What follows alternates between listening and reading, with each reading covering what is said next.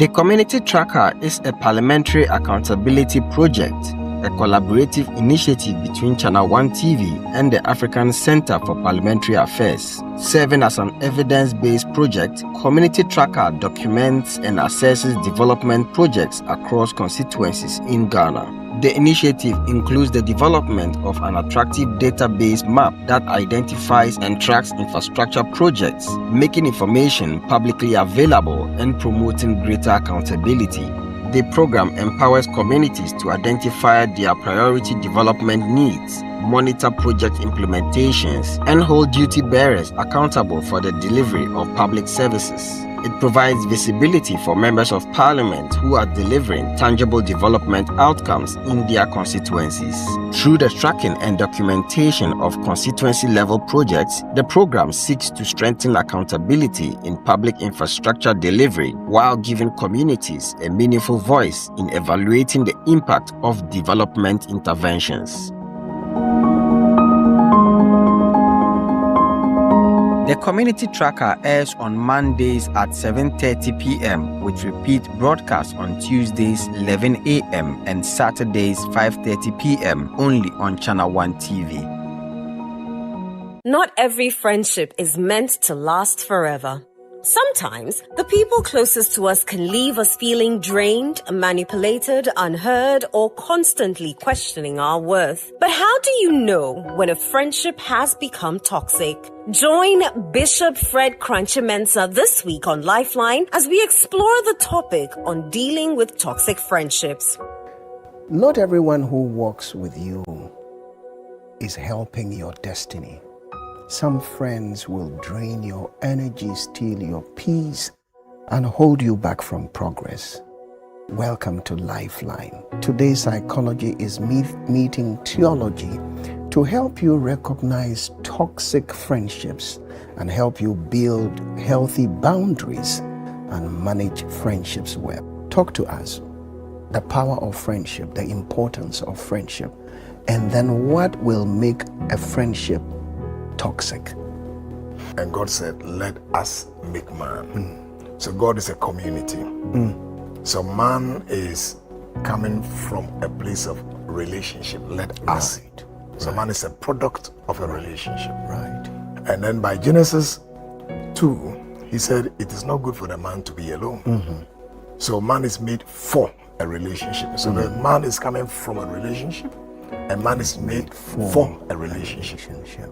If anybody can enter the door of your life at will and close it and then leave it at will and lock it, you have no life. You have no life. Lifeline airs every Tuesday and Thursday at 10 p.m. only on Channel One TV.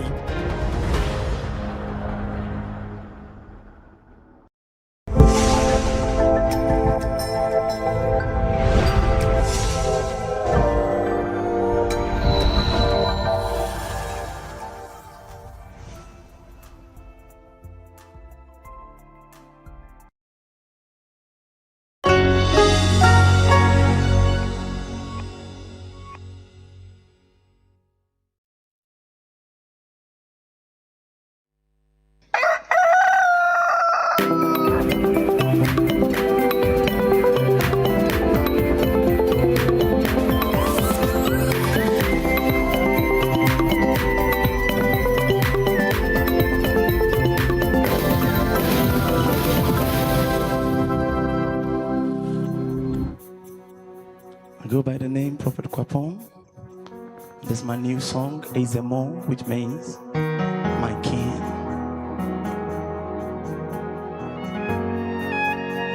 You are the Lord of Lords.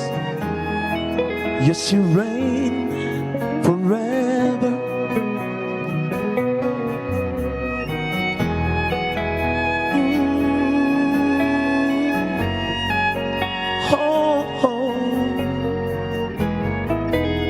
Yes, you reign forever.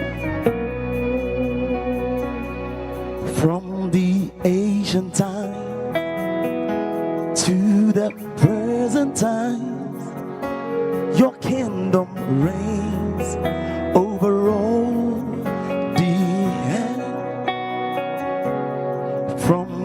ancient times to the present times, your kingdom reigns over all the earth. From the ancient times, to the present time, your kingdom reigns over all the earth. From the ancient time, to the present time, your kingdom reigns over all the earth. From the ancient time, to the present time, your kingdom reigns over all the earth.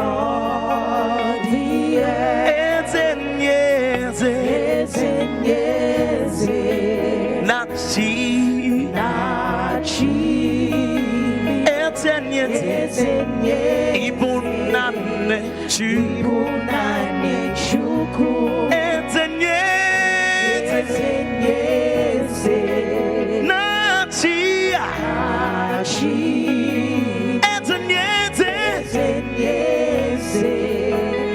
ibunane chuku etemo you are the king of all the earth. You are God.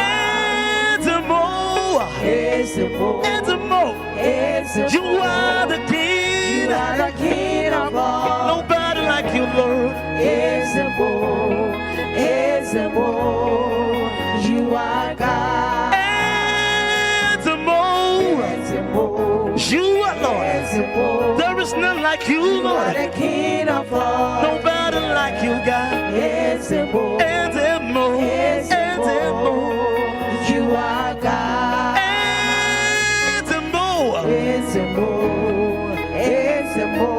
You are the king of all. Nobody like you. You are God. Only you reign. You reign in all the earth. Only you are God. Ahin muhine. Era. Obi ni wonu chawe ni wonu. Obi aran sawo. Ahin muhine.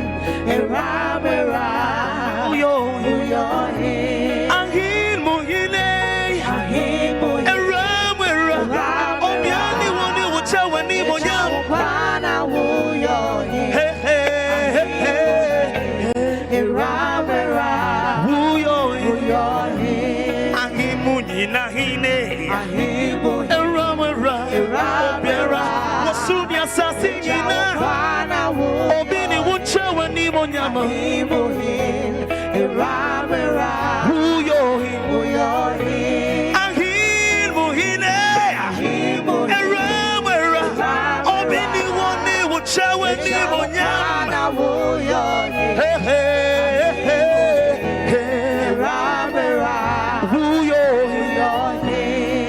Now listen to me. Oya himu nyina hini. Oye rambera. Obiara niwa. On in the chana nibo nyam. In the heavens, on the earth. He is King of kings and Lord of lords.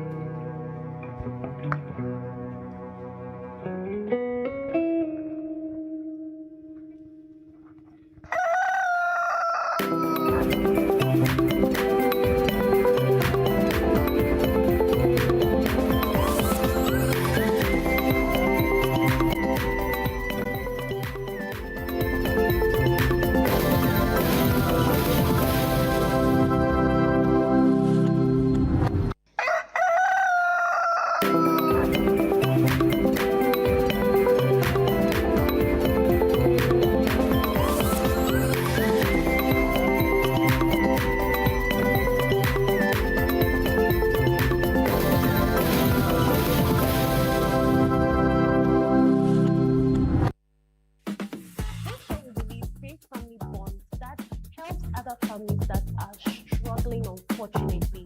Look at the families like the Blankson can learn from you. I mean, isn't that exciting? Fantastic. So, what I need you to do for me, I'm going to be behind the camera over there, and I'm going to be asking you questions. I need you to look to that camera. Can we see it? And I need you to answer the questions. Remember, I need the as organic and honest as possible. I'm going to keep it to tap on it. Both bars. One time, a thief broke into the house and then Daddy was wearing Mommy's nightgown. Nightgown? You remember, right? We thought it was a thief in the house, and then all of a sudden, Kobe and I were here in the hall, so scared, and then we saw Mom and Dad coming out. Like, they just came out like that, and Daddy was in Mommy's nightgown, like, so funny. And the funny thing is, it wasn't even a thief. What was it? It was a shed that was blowing in the air. Outside. The Blanksons airs every Thursday at 7:30 p.m. and is sponsored by Out Insecticide, Nasco Electronics, Lizzie Shito, Everpack, and Lily Rice on Channel 1 TV. The vibe is too much. Meet the Blanksons. Meet Papa Blankson, the big man. Always talking big, never following plans. Meet Mama Blankson, fire in her hands. She carries the whole house, she gives the commands. Every day is a...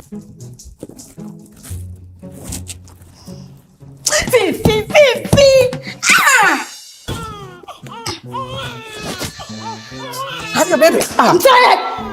3. Oh, Issy. Issy, help me. You loved the Blanksons, didn't you? Every Thursday at 7:30 p.m., the drama series took you into the wonderfully dramatic home of the Blankson family.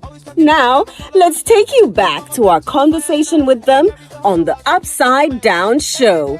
Hello, the Blanksons. Don't you love them already? You know, Whose character really looked like them? I think him. Yeah. Mrs. Blankson, how would you describe your character? I would say Mrs. Blankson is the keeper of the home. She's the one who pushes things behind the scenes and makes things, like she just makes the things in the home all come together. So, like they say, behind every successful man, there's a woman. Mr. Blankson, was there a point throughout the entire shoot that you felt, I wish I wasn't doing this? It didn't have to do with the content. Okay. It had to do with the time. Okay. The ungodly hours. I said, Join us this Sunday at 7 p.m. sharp, only on Channel 1 TV. Don't miss it. The vibe is too much. Welcome to The Point of View. This is your favorite current affairs show here on Channel 1 Television. On The Point of View, we pick the right topics, get the right guests, and ask them relevant questions on issues that matter to you. With the complexities of the issues happening around us on a daily basis, it's the hard-hitting conversations and the probing questions of The Point of View. So what is the Public Account Committee's job? So what we do is to scrutinize, clarify, and find out why certain infractions have been made. What do these IMF programs try to do? The current program is for budget support. Okay. There are no projects attached. That teases apart the twisted entanglements of politics and governance, as well as religious and social discourse. The Point of View brings you the policymakers and duty bearers and drills down to the very bottom of issue. What authority do you have? The Point of View airs every Monday and Wednesday at 9 p.m. only on Channel 1 TV. Looking for everything made in Ghana? All in one place? Then get ready. The This is Ghana Exhibition 2026 is here. A bold celebration of Ghanaian creativity, innovation, and excellence. From rich traditional crafts to modern cutting-edge solutions, experience the very best of Ghanaian products and services. Explore excellence across key sectors, including automobile, agriculture, education, health, hospitality, fashion, technology, food and beverages, creative arts, beauty, retail, and more. This is the biggest Made in Ghana fair, bringing together SMEs, startups, manufacturers, local creators, indigenous corporate bodies, entrepreneurs, and innovative businesses all under one roof. Discover brands redefining quality, connect with industry leaders and innovators, experience the energy of Ghanaian enterprise and creativity. The date is 29th and 30th of August 2026. The time is 10 a.m. to 5 p.m. daily. Venue, the A4 Sutherland's Children's Park. Call 0205-973-973 or 0558-973-973 to register. Come explore, come connect, come be inspired. Discover the brands redefining Made in Ghana and experience the future of Ghanaian excellence. The This is Ghana Exhibition 2026 is powered by Channel One TV with support from City FM, and it's proudly sponsored by EcoBank, MTN, and the Ghana Investment Promotion Center.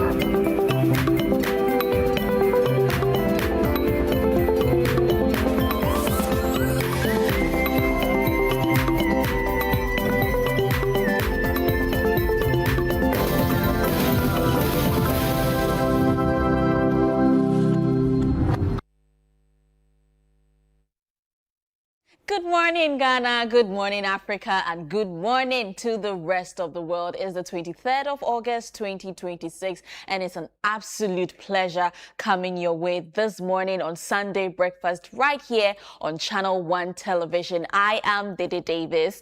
And today, I am doing the show with Jennifer Barr. Oh, look at you.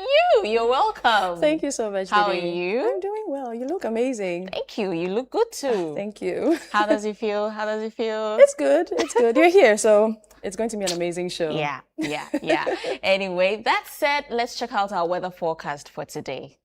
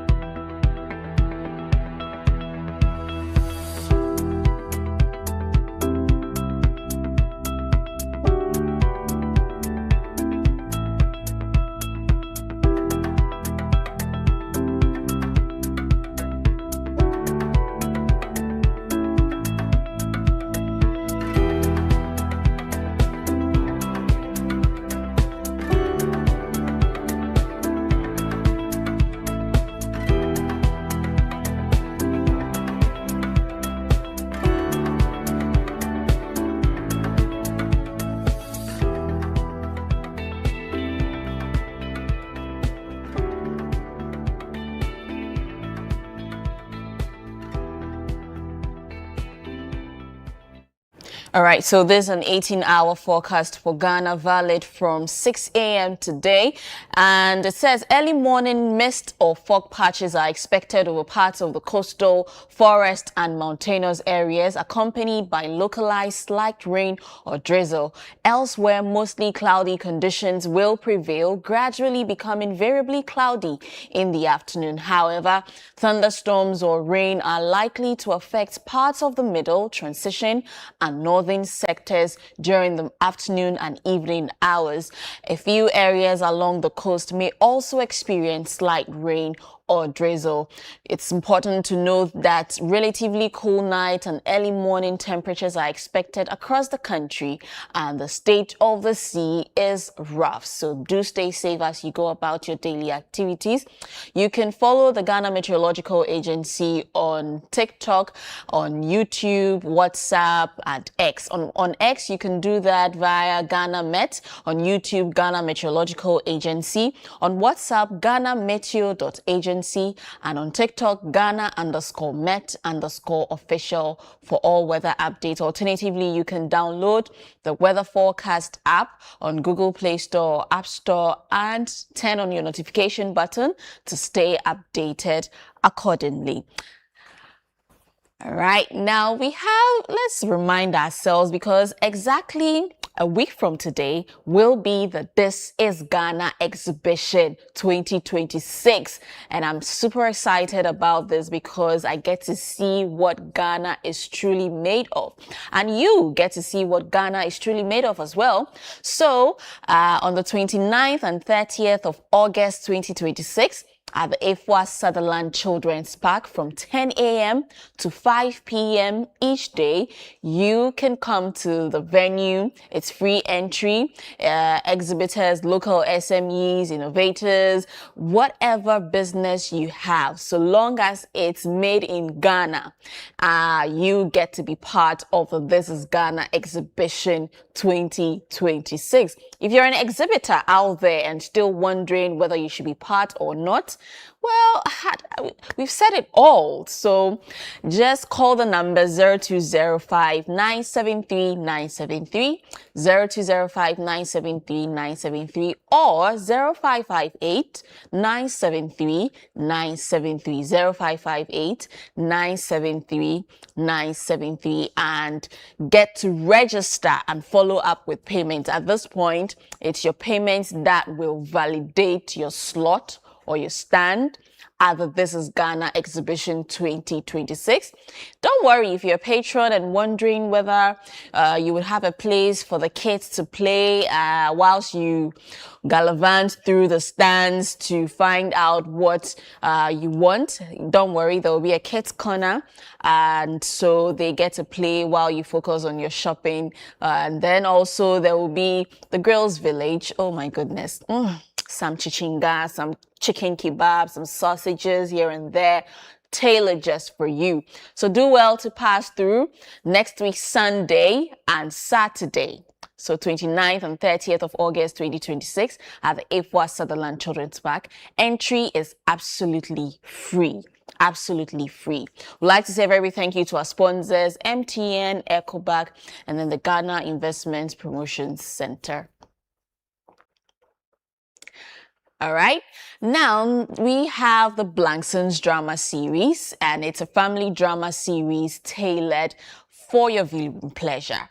And it's the Blanksons drama series, a Channel One TV production, which airs on Thursdays at 7:30 p.m., Fridays 11:30 a.m. Of course, if you miss a Thursday airing, you can catch the repeat on Fridays 11:30 a.m., Saturdays 7 p.m., Sundays 4:30 p.m., Tuesdays 3 p.m., Wednesdays 5:30 p.m. and enjoy every brand new episode that we show here on Channel One TV. You would find amazing characters: Mr. Blankson, Mrs. Blankson, Mensa the gate man, Opebia the daughter of Mr. and Mrs. Blankson, and Kobe the son of Mr. and Mrs. Blankson. Always up to something. There's always something up with this family, and I want you to enjoy it as you watch. Grab your Lizzie Shato, your lily rice paired with some pears, some sausages. I keep mentioning sausages because I love sausages. Pardon me. Then if you don't want to do the Lizzie Shato and lily rice, don't worry. Use the lily rice for omutuo any inkatekwan. And you would have fun. Enjoy the Blangson's drama series. Just enjoy it. Laugh your heart out, and tell me what you think via the WhatsApp number 02044470033 next time we're here. So yeah, that's the Blangson's drama series. We'd like to say a very big thank you to our sponsors, Nasco Electronics, Lizzie Shato, Out Insecticide Spray, and Everpack and Lily Rice. Thank you so much for sponsoring the Blangson's drama series. Right, Jenny. You always forget to mention that you're also in the Blangsons. Yeah, that's true. So, so if you want to see more of Dede, go watch the Blangsons, she makes a stunning appearance in the show. True. The Blangsons, I think I played the best friend to Opevia. Yes. Yeah, I was giving her all the, that one friend who would say, go to this site, this dating site, you find some boyfriend there. And then when it all went down, she laughed at her friend. But you see, there I didn't say that it will go well or not. I just said be optimistic. And life is about choices. You decided to go there, You could have easily rejected, but you decided to go there. We don't want to spoil it for people, so go watch it and find out what they did in the Blangsons. Absolutely. Good time to delve into the news. Yes, it is. You we're going to go to the which one do you want to start with? newsroom. All right, sure. And it starts with Nielante van der Poy meant no ill will towards me, and that's from Sammy Jemfi. Okay. The Wenchi Traditional Council suspends Trafohine indefinitely. And also, the APSA Auto Fair showcases latest vehicles, EVs, and mobility solutions. That was yesterday at the Good Park. And less than 20 kilometers of clearing work remains on Accra-Kumasi Expressway. The Accra-Kumasi Road has so many issues, and hopefully everything is resolved very soon. And Onga Tomato Mix unveils Dinah Hamilton as brand ambassador. So that is something to look forward to. I think everybody loves Dinah Hamilton. Yeah. She's amazing. I want to see what work she does with the Onga Tomato Mix. NPP attacking Sammy Jemfi Goldport out of frustration. Lamtig Apanga says that. And the SkyTrain trial. Solomon Asamoah heads to Supreme Court over no case ruling. $1.7 billion DGPP loss could have funded roads, hospitals, and schools. And that is from Larry Dogbe. Ghana has forgone 2 billion Ghana cedis in withholding tax under gold bond. That is from Dr. Sarkodie. And gold board must learn from gold for oil mistakes, Duncan Amoah says. So that is it on citynewsroom.com. All right, I'm on the channel1newsonline.com. Some of the stories you find: APSA Auto Fair, patrons excited over discounts, financing options. Also, we have you cannot solve migration issues with vigilantism. That's Mahama on the South Africa tensions. Let's move on after Van der Poy's apology. That's Sammy Jemfi to NDC supporters. Judge Gold Board's performance at the end of 2026. Kopek is saying that nobody can take DGPP's success away from Dr. Baumia. Kwejo Puku is saying that NDC must be credited for introducing Gold Board. Gold Board, $1.7 billion losses not on your books, but you caused it. That's Kwejo Puku to Sammy Jemfi. About $850 million of $1.7 billion Gold board losses linked to forex differentials. That's Duncan Amwa saying that. Mahama, I wasn't surprised, but disappointed. U.S. voted against slavery resolution. You are a woman king. Baumia hails Ajwa Safo over Kantanka's funeral. Police arrest 7 in Ashanti region. Narcotics operation. 49 more Ghanaians return home from South Africa amid xenophobic tensions. Oil, gas firms pledge $3.5 billion investment in Ghana as Ghana clears upstream dispute. And those are some of the stories on channel1newsonline.com. Jenny, which No, one you're else do you going have? to the news center. And you experienced some doomsday this morning when we had the chat. Yes, it went off around 3 a.m. Do you think it's back by now? Have you called them? No, so Gridco released a statement yesterday saying that parts of the country would go off from 3 a.m. to 6 p.m. today. So it's expected to be back around 7 p.m. It said 6, so you're saying 7 p.m. Giving them one. I'm giving them an extension. Yeah. All right. So at the newscenter.com, parts of Greater Accra to face 15-hour doomsday. Yeah. And gold board controversy as well. Minority rejects Sami Jemfi's remarks. Dr. Sarkodie questions 2 billion Ghana cedis gold board tax waiver. And also digital finance must improve financial well-being. That is from the MMFL CEO. If we go into business, Kaimi wins DHL ESG Export Award.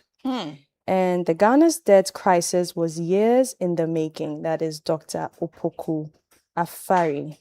Mining news has 205 million Ghana cedis arrears. Gaps in gold figures cost Adamu's license. And Adamu's gets 12-month reprieve to settle liabilities. So that's it for News Center. We're going to international news. Before we go there, I'm on graphiconline.com. Some of the stories there. See areas to be affected by Gridco's planned power interruption. And Reverend Wingam re-elected the General Superintendent of Assemblies of God, Ghana. We also have NPP National Executive Elections. 50 nominees pick forms to contest 11 positions. Gordon Asari Bediako drops from race to endorse Dennis Abuaje. And then also IDEG opposes presidential nomination of DC candidates for election in constitutional review position paper. Reverend Wengam re-elected General Superintendent of Assemblies of God. 24-hour Economy Authority has no jurisdiction over the 24-hour markets. It's under local government. Local vaccine production takes shape. That's PharmaVax awards 2 million euros. R&D grants. Data Protection Commission steps up enforcement with new vehicles. Saglemi Housing Project ready by March 2027. Government developer assure nation. Namibia High Commissioner embarks on familiarization tour of VR. One democracy, two partisan views. And those are some of the stories on the graphiconline.com. So we're heading to bbc.com and some sad news coming from Sweden. A 17-year-old girl was killed in the deadly sword attack at a high school in central Sweden on Friday. And 2 boys aged 12 and 17 were also seriously injured in the attack in Brinell School in Fahenstad, according to local authorities, while another person has sustained minor injuries. And I was thinking about it, a sword attack. And an 18-year-old man has been indicted in this, which is quite disturbing. Where do you get a sword from, and why are you even using that? But it's quite unfortunate, and we hope that he is brought to book and he faces the law. There's also a story about the hotel booking mix-up that could free mushroom murderer. So for viewers who haven't read that story, there's a lady who murdered her husband she laced the mushroom. It was a poisonous mushroom that she fed her husband and has thrown the whole town into frenzy. But there's a possibility that she could go scot-free because there was a hotel that everyone, including the prosecutor, the defendant, the jury, were all booked in one hotel, and there seems to be some kind of mix-up, and the prosecutors are using that as an opportunity to free her and say that there might have been some kind of compromise going on there. So we are hoping that it doesn't stand in the court of law and that she gets what is due her. And also, onto a lighter note, everyone loves Usain Bolt. He's the fastest man alive. But now there's a humanoid robot that has beaten Usain Bolt's record.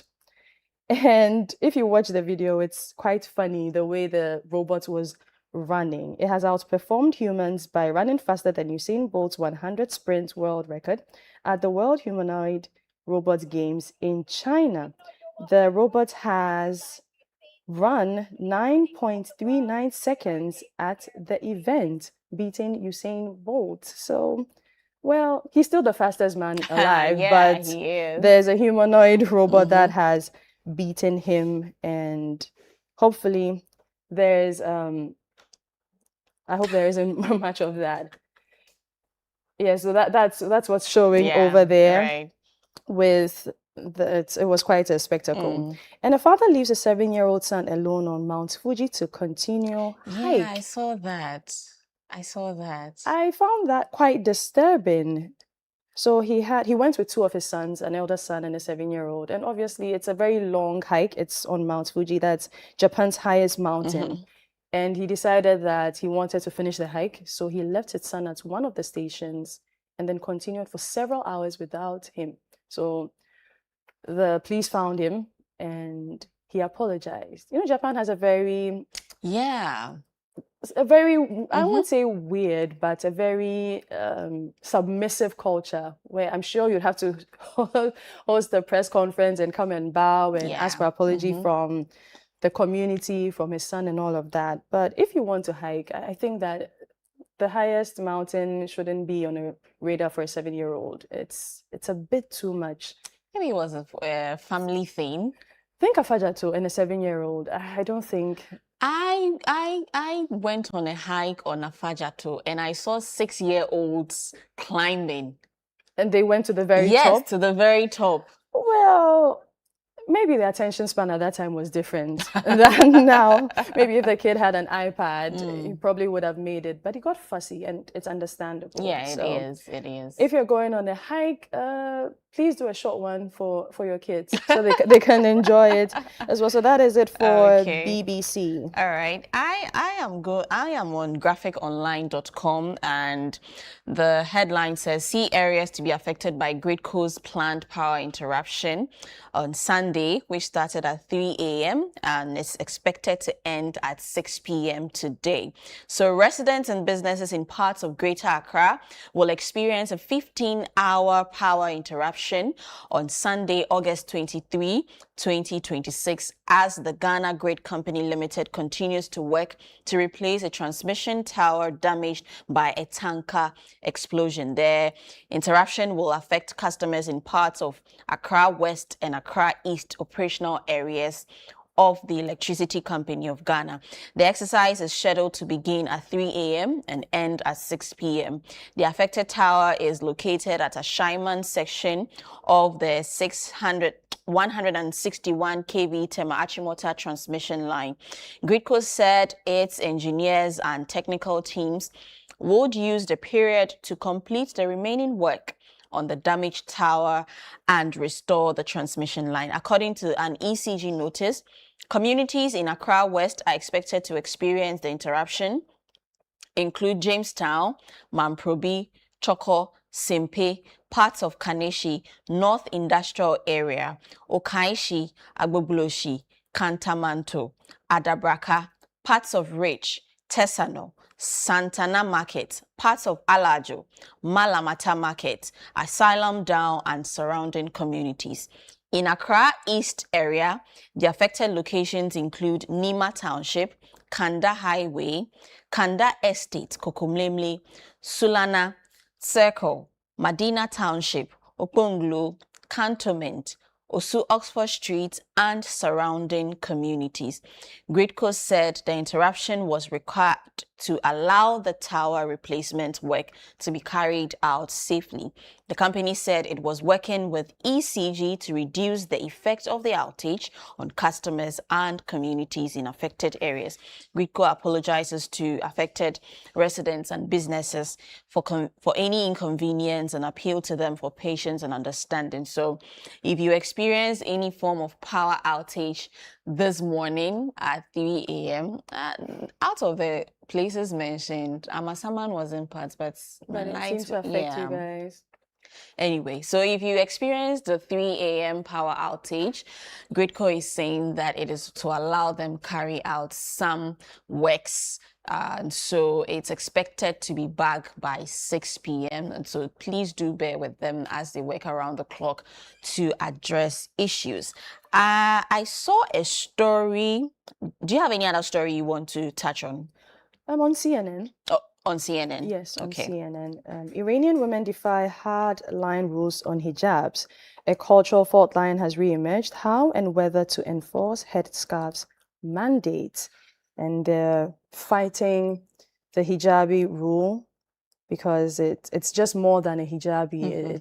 It seeps into other aspects of their lives, and a lot of Iranian women are making sure that they don't go through that thing. And Christian metal band Demon Hunter sues Netflix over K-pop Demon Hunters.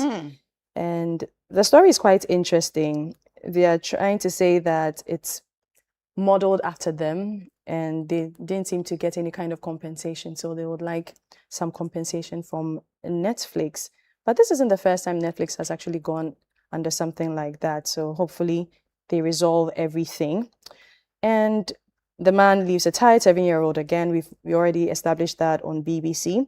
And inside Hayden Panettiere's troubling final moments after life in the spotlight. Hayden passed away this week, 2 days shy of her birthday, and she was a cultural icon when it comes to cheerleading movies. She was in Bring It On, and she was in Heroes and a bunch of other movies. So her death has come as a shock to a lot of people. She went viral a couple of weeks ago where she was talking about Hollywood, the industry, and how she had been forced to basically be on a yacht with a naked, famous man, and people are claiming foul play. So there's been an investigation in her death, and we will want to see what happens after that. Also, inside DC's historic heart, an IndyCar race backed by Trump kicks into gear.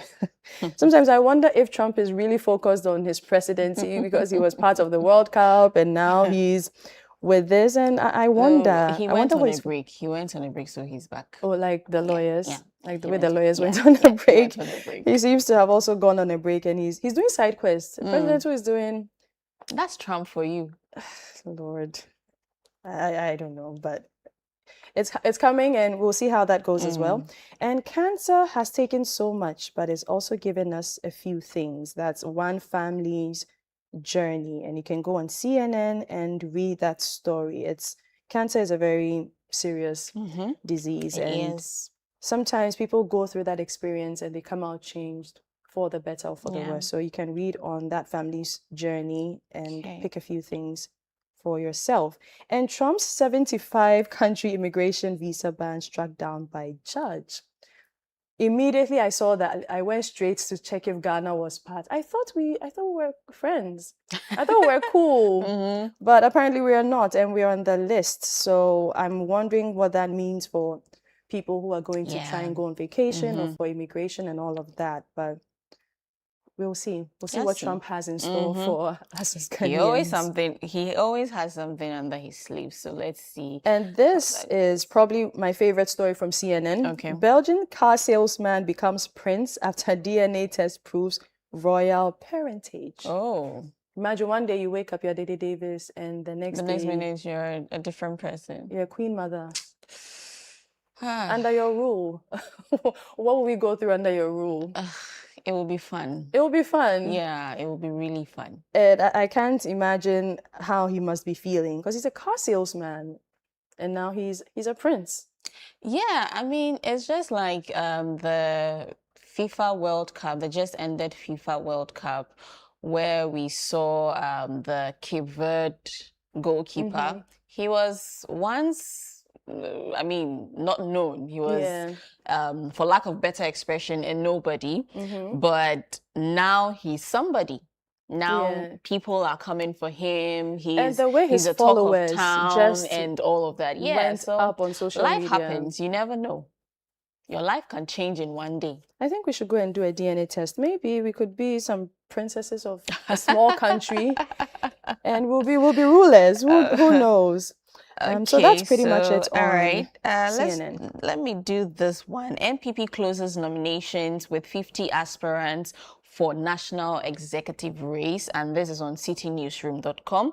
The National Officers Elections Committee of the New Patriotic Party says a total of 50 nomination forms have been purchased for the party's 2026 national officers elections.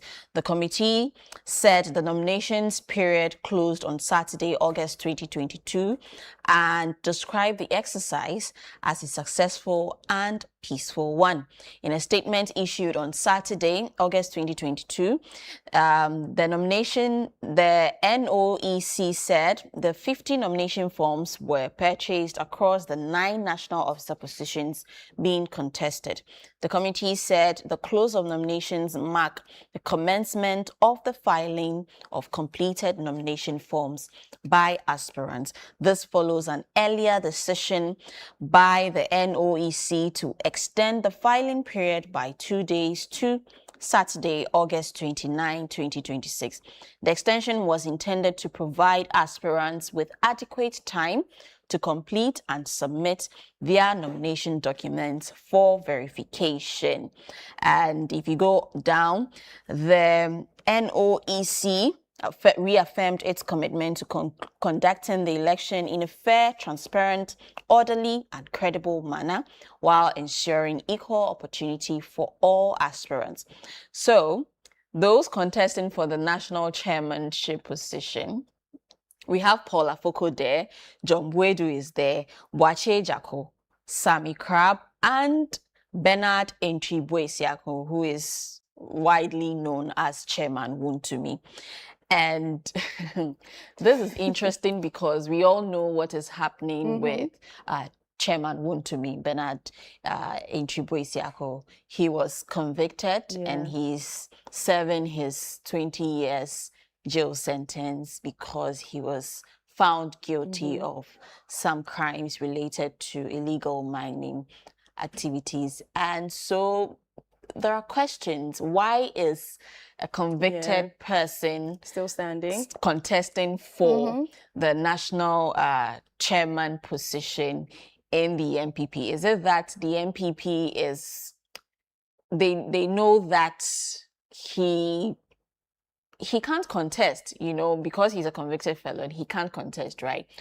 Or they are just how do I put it? They know the truth, but they don't want to accept the truth. So or you know that, think that he's convicted, but you're just forgoing that to allow him contest. I don't know if you get my point. I do get your point. Or maybe they think he might have some inputs from jail. So what? When when it's time for vetting, he would come out from prison to go and be vetted. I do believe there are visiting hours, right? So that's why he will do his vetting. Because I honestly don't get it as well. But maybe they know something we don't, and we just have to watch it play out. I mean, well, if he's been convicted, we should just allow it be that way instead of, I don't know. I just feel like they should have just taken him out of the race. And you think you would have just done that without a fight? Maybe. Well, we don't know. We wouldn't know till they come out, and we'll figure it. They'll figure it out. They'll figure it out anyway. We'll So be in the yeah, know. the national executive election is expected to be held on October 3, 2026. Last weekend, they held their regional elections, and so the national executive elections are expected to be held on October 3, 2026. We'll be bringing you updates on that as and when events unfold. Do you have any other stories? No, I think You're that's good. pretty much it. All Yes. right. All right, we'll take a quick break, and when we come back, the show continues.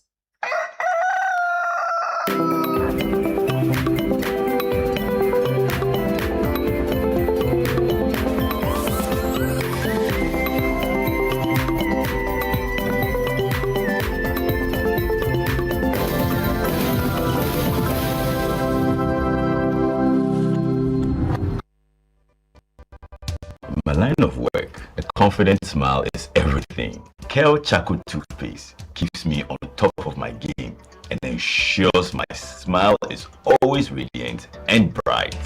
With the tiring nature of my job, we spend several hours under the scorching sun. To keep our teeth white and our breath fresh all the time, we use none other than Kel Charcoal Toothpaste. Kel Charcoal Toothpaste. You're on a Kessie and in a Ketwa. Samayo Kendini, who be here, some just a papadia to a mammy mouthful. Kel Charcoal's natural ingredients, and a bomb is so by a man swing, and a sans mamma hotel so it will big them. Kel Charcoal Toothpaste. Choose Kel Charcoal Toothpaste for anti-cavity, whiter teeth, and fresher breath all day. Available in 80 gram and 150 gram. Grab yours today. Kel, happy smile. This advert is FDA approved. From the grandest stage, the badges change, but the passion remains. It's a special goal! Cometh the hour, cometh the man! This football is from the heavens. What a story this is! 10 months of drama lie ahead. The stage is set. The biggest stars from the world's biggest leagues on Supersport. It's on DSTV.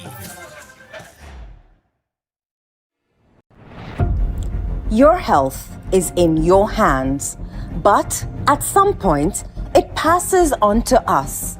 At Mintuba Hospital and Coloproctology Center, we believe that quality healthcare isn't a privilege, it's a right. Equipped with cutting-edge technology, we are fully prepared to effectively deal with all colorectal and proctological conditions. Our team of highly skilled doctors, surgeons, and nurses are renowned for their expertise in minimally invasive and painless laser, ligature, and longoproctological surgery. We are committed to providing a wide range of services to meet the diverse needs of our patients. Mintuba Hospital, your health is our priority. Visit Mintuba Hospital today or call us at 0244 581 541 or 0271 054 204. Mintuba Hospital, in to serve a peculiar health need. Every year, there is a place where the atmosphere shifts, where praise becomes a sanctuary. Hello, family. My name is Perez Music, and I'd like to invite you to Glorify 2026, happening right here at the Victory Bible Church International Dominion Sanctuary inside Awoshi, and it's happening on the 30th of August. Joining me this year is my big brother and a mogul, Minister Joe Mentor. We also have a special monologue by Jeffrey Norton, and my brother King's Kid is also going to be here. Yes, come let's celebrate God for His goodness and mercies at Glorified 2026 on August 30th, 2026. Doors open at 4 p.m. prompt, and the venue is Victory Bible Church Dominion Sanctuary, Awoshi Bayard. Media sponsors Channel 1 TV, City FM. Come ready to encounter. Looking for everything made in Ghana? All in one place? Then get ready. The This is Ghana Exhibition 2026 is here. A bold celebration of Ghanaian creativity, innovation, and excellence. From rich traditional crafts to modern cutting-edge solutions, experience the very best of Ghanaian products and services. Explore excellence across key sectors including automobile, agriculture, education, health, hospitality, fashion, technology, food and beverages, creative arts, beauty, retail, and more. This is the biggest Made in Ghana fair, bringing together SMEs, startups, manufacturers, local creators, indigenous corporate bodies, entrepreneurs, and innovative businesses all under one roof. Discover brands redefining quality, connect with industry leaders and innovators, experience the energy of Ghanaian enterprise and creativity. The date is 29th and 30th of August 2026. The time is 10 a.m. to 5 p.m. daily. Venue, the A4 Sutherland's Children's Park.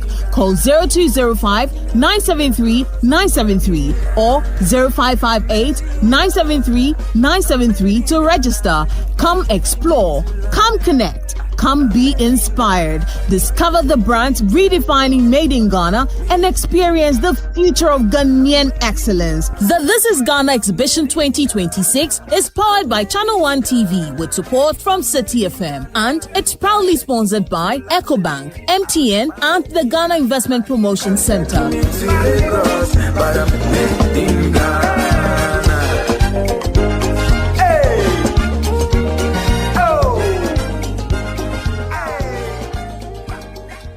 Not every friendship is meant to last forever.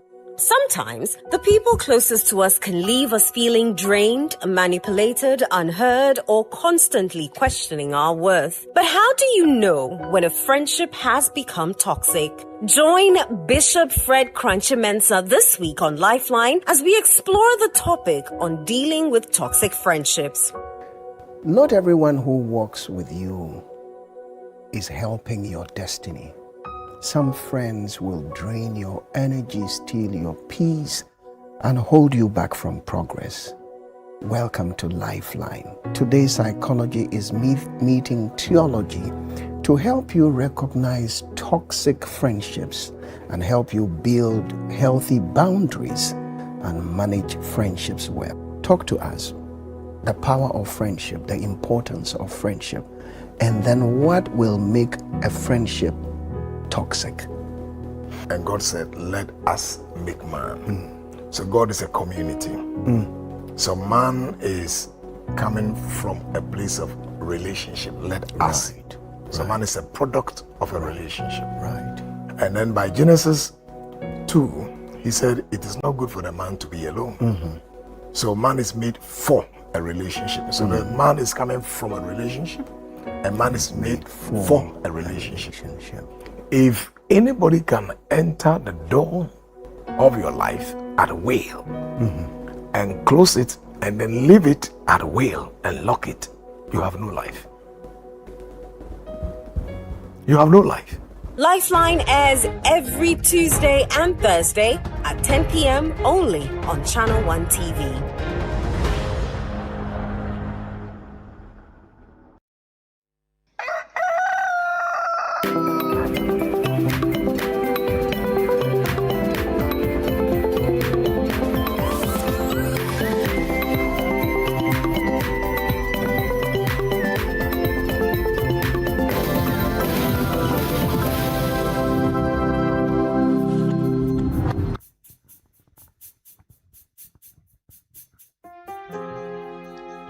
This is one of my songs, my own composition. This is part of the singles. It says Oyo Nyame, He is God. Oyo Nyame, Onyo Nipa, no way the true. Nia wake Nina, Onyo Nipa, on to me, yeah. Nia wake Nina, obey a mo. And found in your wuko munina, Oyo Nyamia, Otumia Dienina, Near what can you now obey a mo? And found in your Wukomunina, or you nyamia, or to me at the end, oh, you yammy. Nyawa Kenyina, Nyawa Kenyina, Onyoni pa, Nyawa Kenyina, oh yes, Nyawa Kenyina, Obeya Mao, and found in Yawukomunina, Yasum Yamibia, Otumia Tenina, Nyawa Kenyina, Nyawa Kenyina, Obeya Mao. Yasum Yamibia,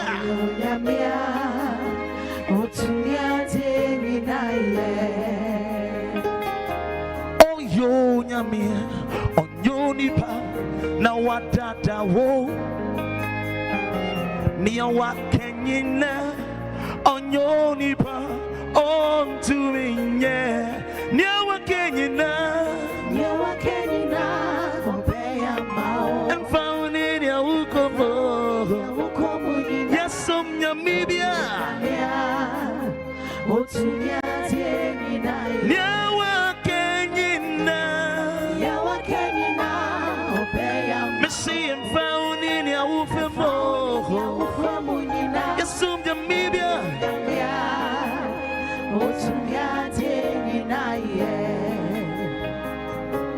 He is God, he's not a man that he will lie. For whatever he says, he's not a man that he cannot do. Whatever he says, he does. No matter what you go through, we serve a living God. He is stable. Whatever he says, it doesn't matter what you're going through. We serve a living God. He is stable. Now listen to me. For he is God. He's never a man that he will lie. For whatever he says, he's not a man that he cannot do. For whatever he says, he does. No matter what you're going through, we serve a living God. Oh, he is able. Whatever he says, no matter what you're going through, we serve a living God. He is able. The Igbo man will say, Ibu Chuku Nana Asi Iyo Budo Kuru Obodo Gadu Gasi Iyo Buna Okuru Kao Game Abwayena Iyo Buna Agabega Chuku Nana Asi Iyobunokuru Obogamatu Gasi Iyobuna Okuru Kaogame Abwayena Iyobuna Agabega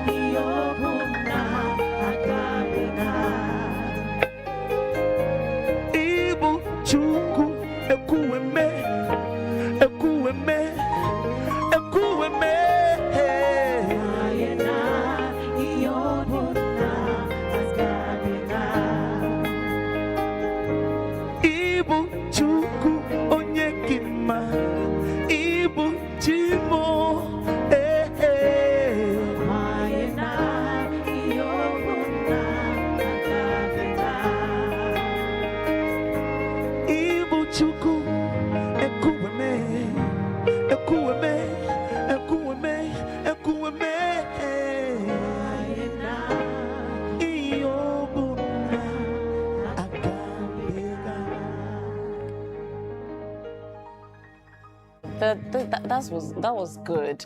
I listened to your first ministration and it was spirit-filled. How long have you been at this? Over a decade now. What? Yeah. Wow. And how has the journey been? It's been great. God has been faithful. Did you encounter any challenge? I would say that the challenges will be, entering into this music industry, definitely. The production of the song, the mixing, the promotion. You need skilled men. Right. And you also need the financial support. Yeah. That's what I can say.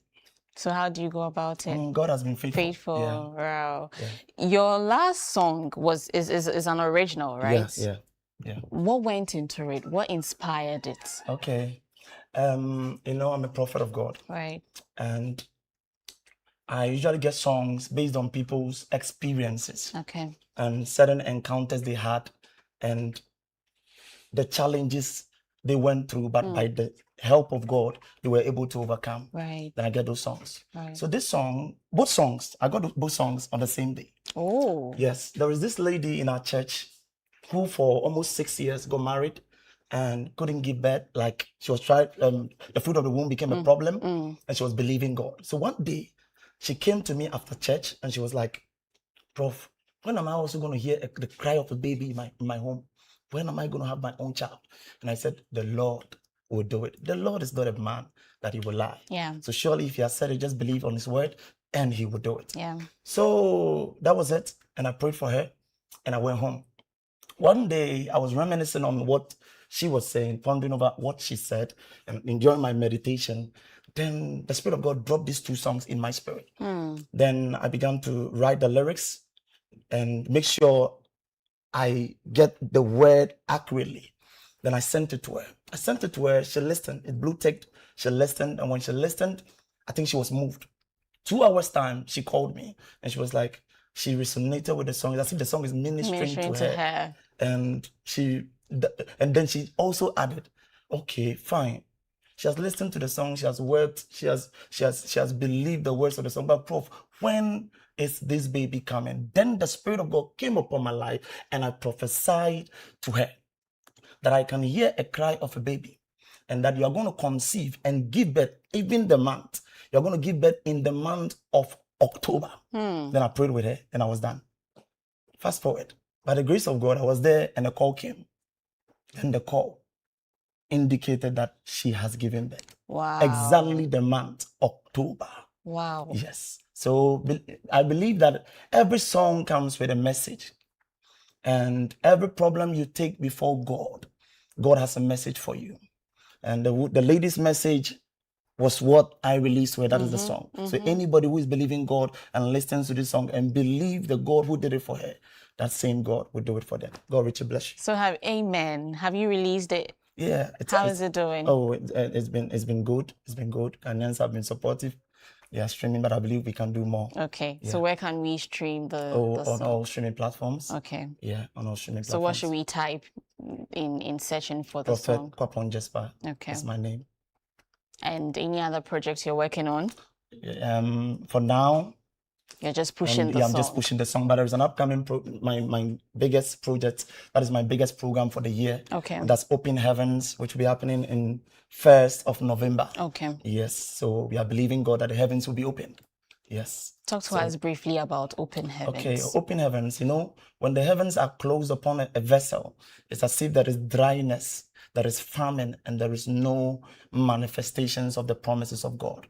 So God is going to use us as a vessel mandated by the heavenly to also unlock the heavens for certain people whose issues have been long overdue, so that the anointing of God can break every yoke for them to come out and see the manifestations of God become a reality. So what are we to expect at Open Heavens? The power of God is going to be made manifest. Right. Souls are going to be impacted. Lives are going to be transformed. And everyone who makes it a point to hear the sound of our voices there will never leave the same. Indeed. Transformation. Indeed. Come to Open Heavens in November, right? November 1st. Right. 1st November 2026, and you will never ever leave the same. Also, you can stream the music and Sunyami. What was it? Oyonyame. Yeah, on all streaming platforms. And enjoy it. Ezemo also on all streaming platforms. Enjoy it. Push the gospel. It's a gospel in the form of music. So push the gospel and let's support Prophet Kwapong Gespa. We'll take a quick break, and when we come back, the show continues.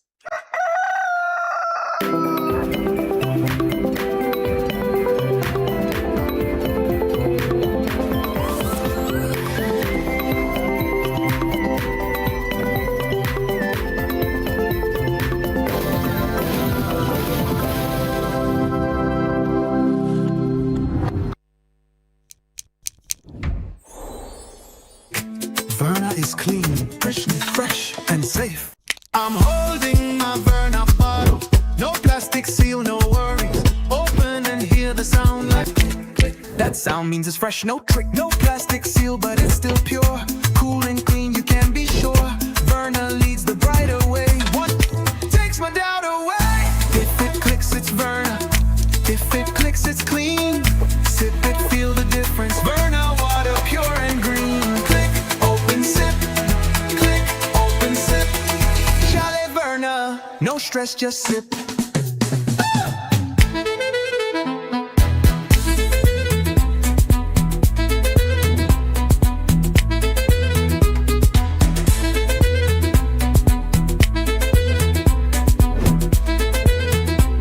Chalet Verna, no stress, just sip. This advert is FDA approved. From the grandest stage, the badges change, but the passion remains. It's a special goal. Cometh the hour, cometh the man. This football is from the heavens. What a story this is. 10 months of drama lie ahead. The stage is set. The biggest stars from the world's biggest leagues on Supersport. It's on DSTV. Are you planning to relocate from your company office or house, whether across cities to another town or halfway around the country? You want a moving company you can depend on to get you there? Let me introduce you to Logistics Movers. We are here to help you every step of the way, from planning the move to unpacking the last box and settling into your office or home. We have the expertise, experience, and market understanding, and offer fast, reliable, and professional transportation services in Ghana. Our main thrust is to successfully move your business, household items safely, on time, and hassle-free. You can call us on 0246 833 539 or 0244 342 465. You can also send us an email to info@logisticsmovers.com or check our website www.logisticsmovers.com. Why expose your company or household items to theft or damages when you are relocating if it's avoidable? Logistics Movers, we help you relocate. Your health is in your hands, but at some point, it passes on to us.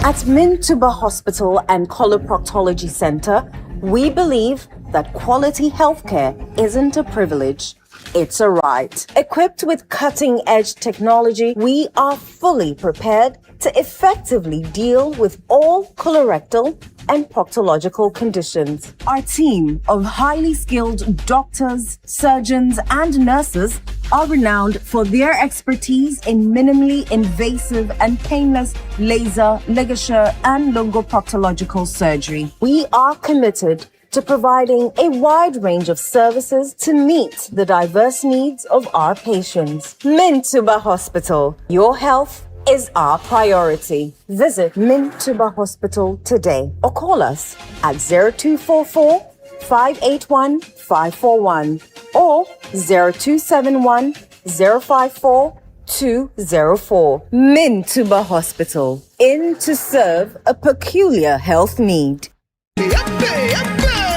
Every year, there is a place where the atmosphere shifts, where praise becomes a sanctuary. Hello, family. My name is Perez Music, and I'd like to invite you to Glorify 2026, happening right here at the Victory Bible Church International Dominion Sanctuary inside Awoshi, and it's happening on the 30th of August. Joining me this year is my big brother and a mogul, Minister Joe Meto. We also have a special monologue by Jeffrey Norte, and my brother King's Kid is also going to be here. Yes, come let's celebrate God for His goodness and mercies at Glorified 2026 on August 30th, 2026. Doors open at 4 p.m. prompt, and the venue is Victory Bible Church Dominion Sanctuary, Awoshi Bayard. Media sponsors Channel 1 TV, City FM. Come ready to encounter.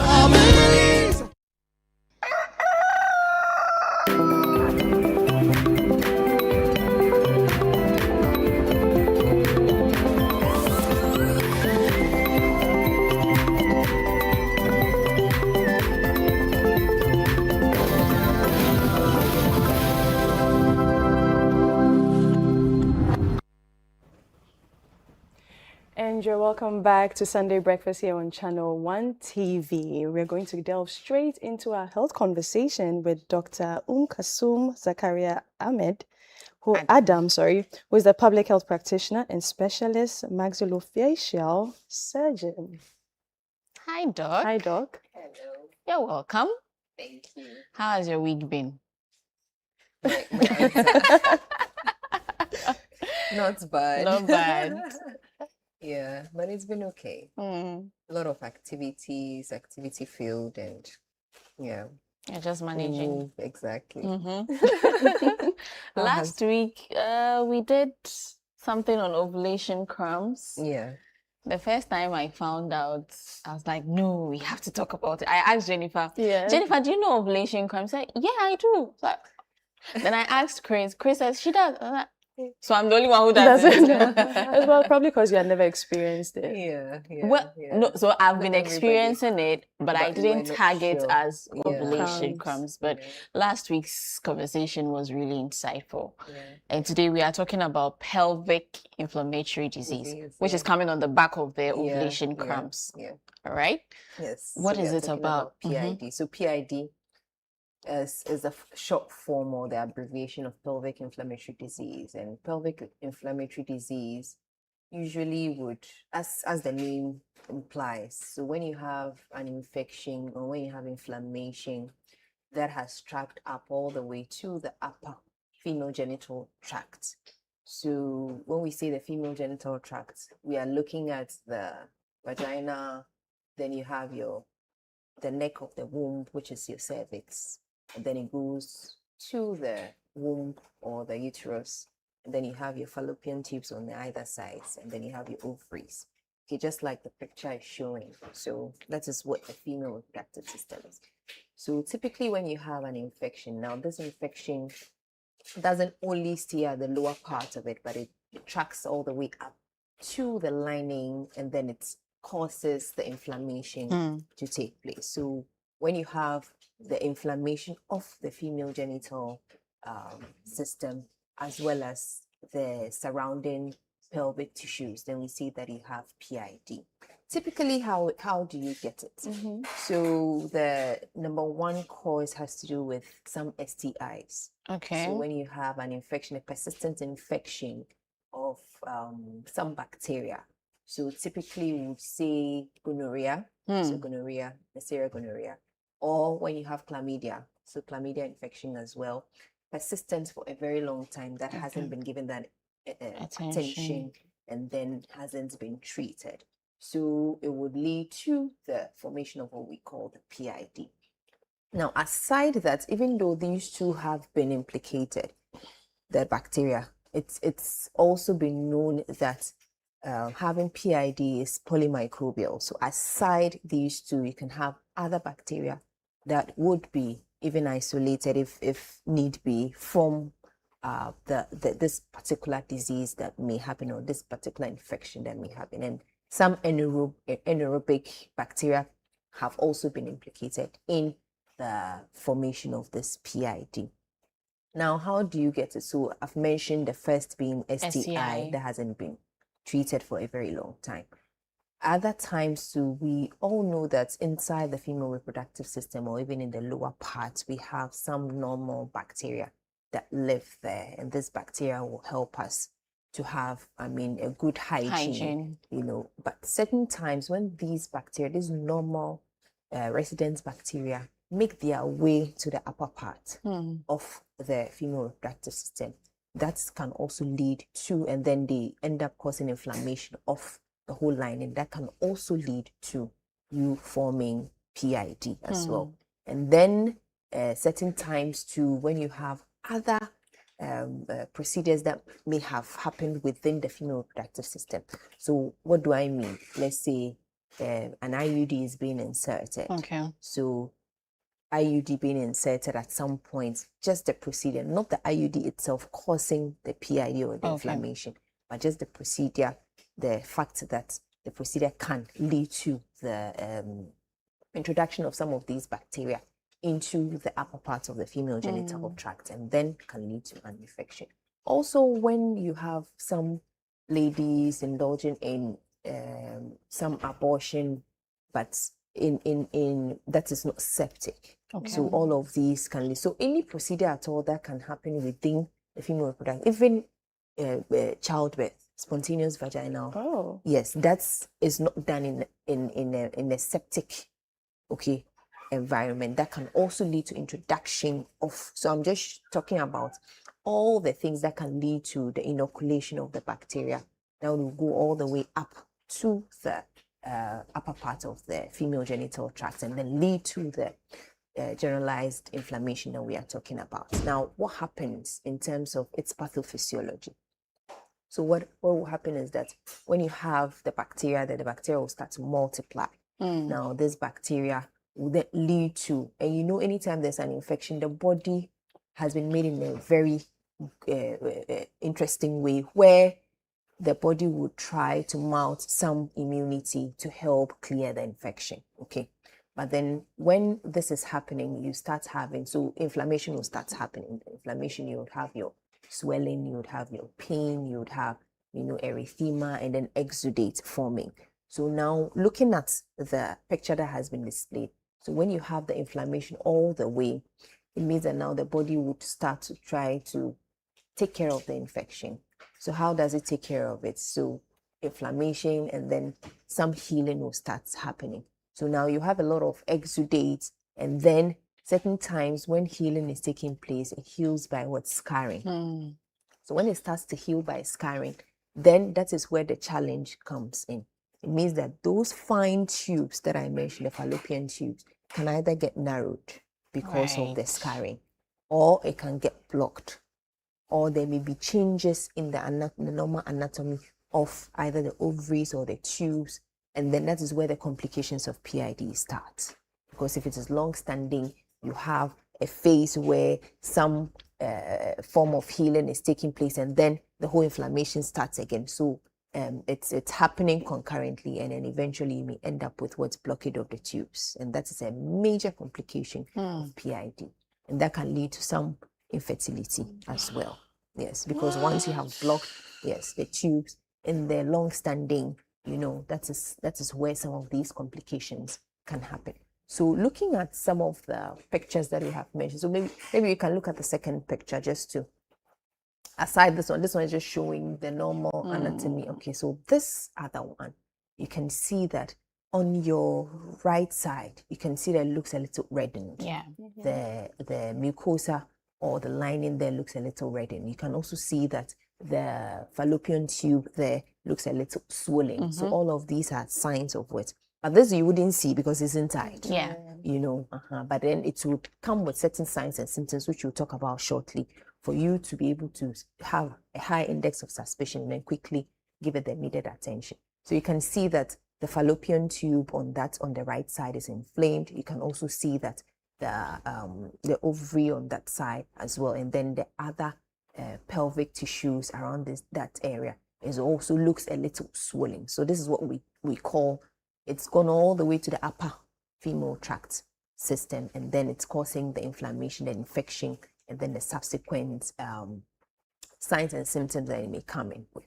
So we can look at a second picture as well, where it's just showing the cervix and then the STI or an infection, what's the name, a discharge coming from the cervix. So this is just the cervix. So this cervix, you will not see it, but if that's the mouth to the womb, okay. Yeah.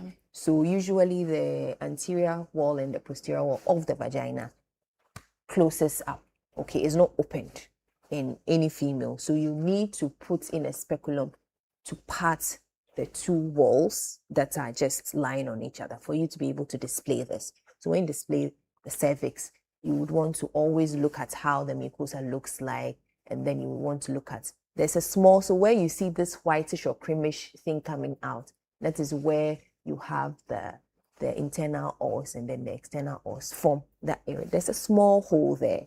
So that small hole, consider there's some infection that is going on deep down there, and this is what the discharge that is coming out of the area. So it's likely the cervicitis is typically likely coming from any of these, probably maybe from gonorrhea and infection that has gone all the way, and then it's causing this PID.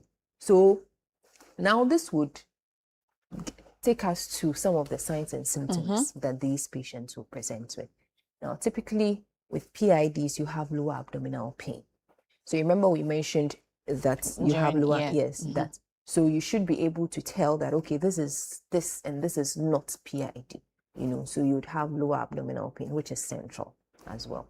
So this lower abdominal pain, now aside the lower abdominal pain, some may end up having some fever. So fever because of the infection that is going on. So high temperatures in and out, thereabouts, And then other times too, there may be some bleeding. So bleeding outside even your menstruation period may happen. And then you'd have vaginal discharge. So vaginal discharge either from the gonorrhea or even from the chlamydia, or a combination of the two, you would have that foul smelly vaginal discharge.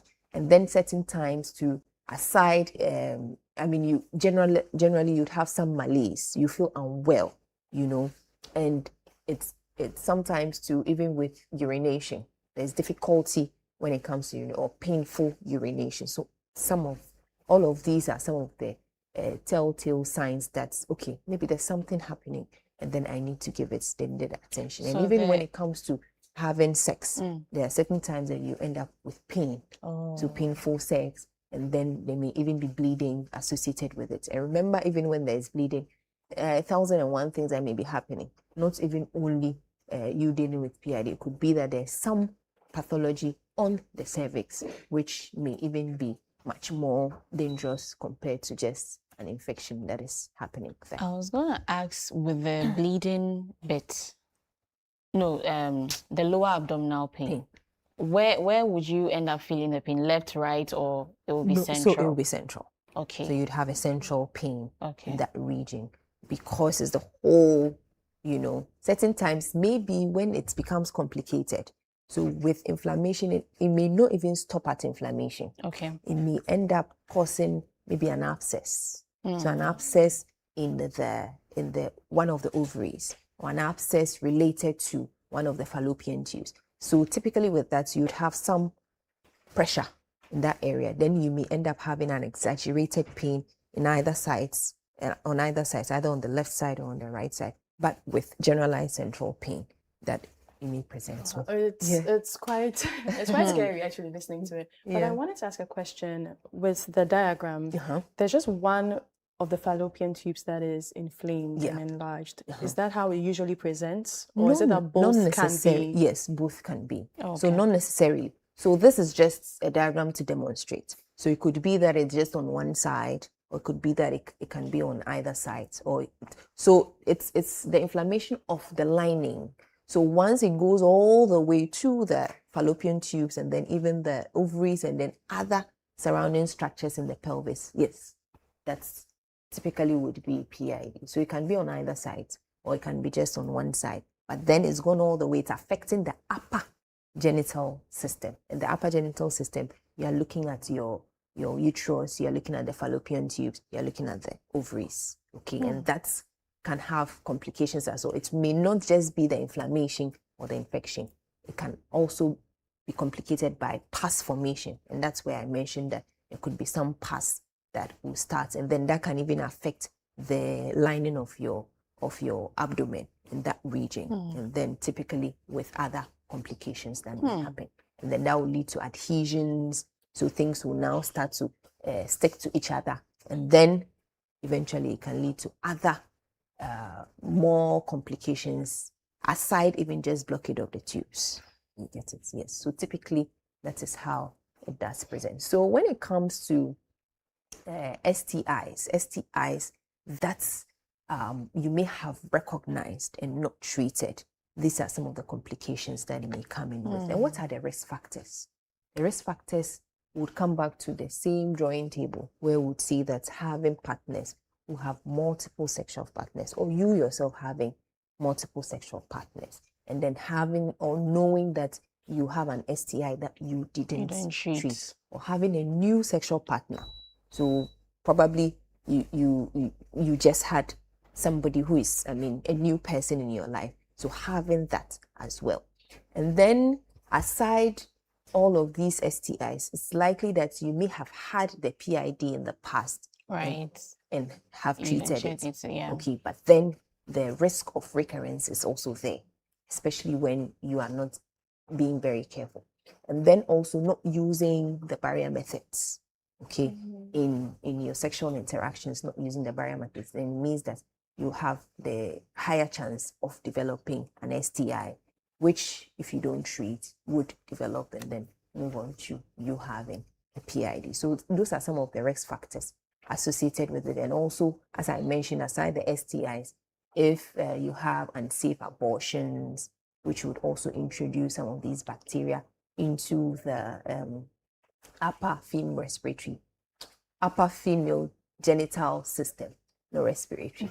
That would also lead to you developing the infection, and then eventually, if it's not treated, So how long would it take for you to be able to identify that? I should have, yes. Yeah. So I should have mentioned that certain times you may not even have any symptoms at all. Yes. So how will you know? Yes. So you may not have. So it has to do with your history. Okay. So if you know that, nobody can tell for you. If you know that you've been indulging and you have multiple sexual partners, you are not sure of their status when it comes to sexually transmitted infections and all of that, you should always have to check. So you check if you do have any STIs, and then you screen. So once you screen, you're able to tell that, okay, I have this or I have that, or you can do some scans as well. And that would help you treat any infection that is there. So certain times you may not have any symptoms at all, but maybe it's going to be ongoing, maybe at the beginning stages. And then when it becomes much more complicated, you may have some symptoms. But at that time, even if you do treat it, you may have ended up with some of the complications that we are talking about.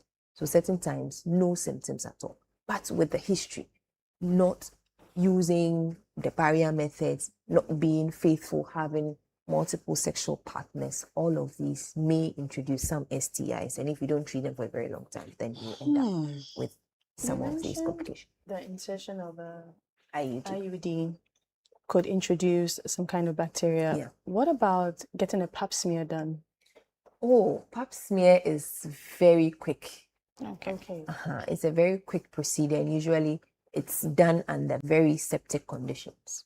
So in that sense, all you do, the IUD goes into the womb. Okay. And it's a device, a small device, a T device that you introduce in there, and it goes all the way into the womb, and it stays there for as long as you are trying to have this contraception. Okay. Now, for the pap smear is just it's a very short procedure. It's about 5 minutes, maximum 10 minutes. All you do is to open up the cervix or open up the vagina to visualize the cervix. And then you use a spatula as well as a brush just to take a little bit of the cells around the cervix. So you don't go even inside. Okay. So it's very unlikely that you would introduce any bacteria in the region during a pap smear. I haven't seen any so far, but I don't think it's, yes. But then for the IUD, it's been documented that, yes, it's likely. And this disease, can it, if you treat it, can it come back again? Yes.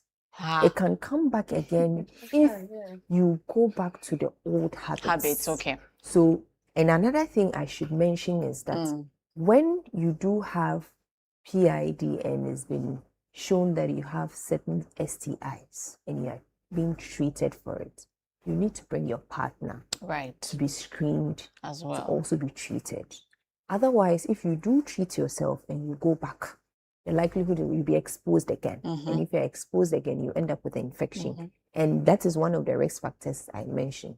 Having previously had a PID that was treated, and then now it puts you at the risk of developing another, or having an STI that hasn't been properly managed, or having a new infection, a new STI infection. That can also be one of the risk factors that will put you at risk of developing PID compared to anybody else or any other healthy person who doesn't have an STI. So all of these are factors. Wow. That I believe you can treat it. Yes, yes. How do you it's treat treated. it?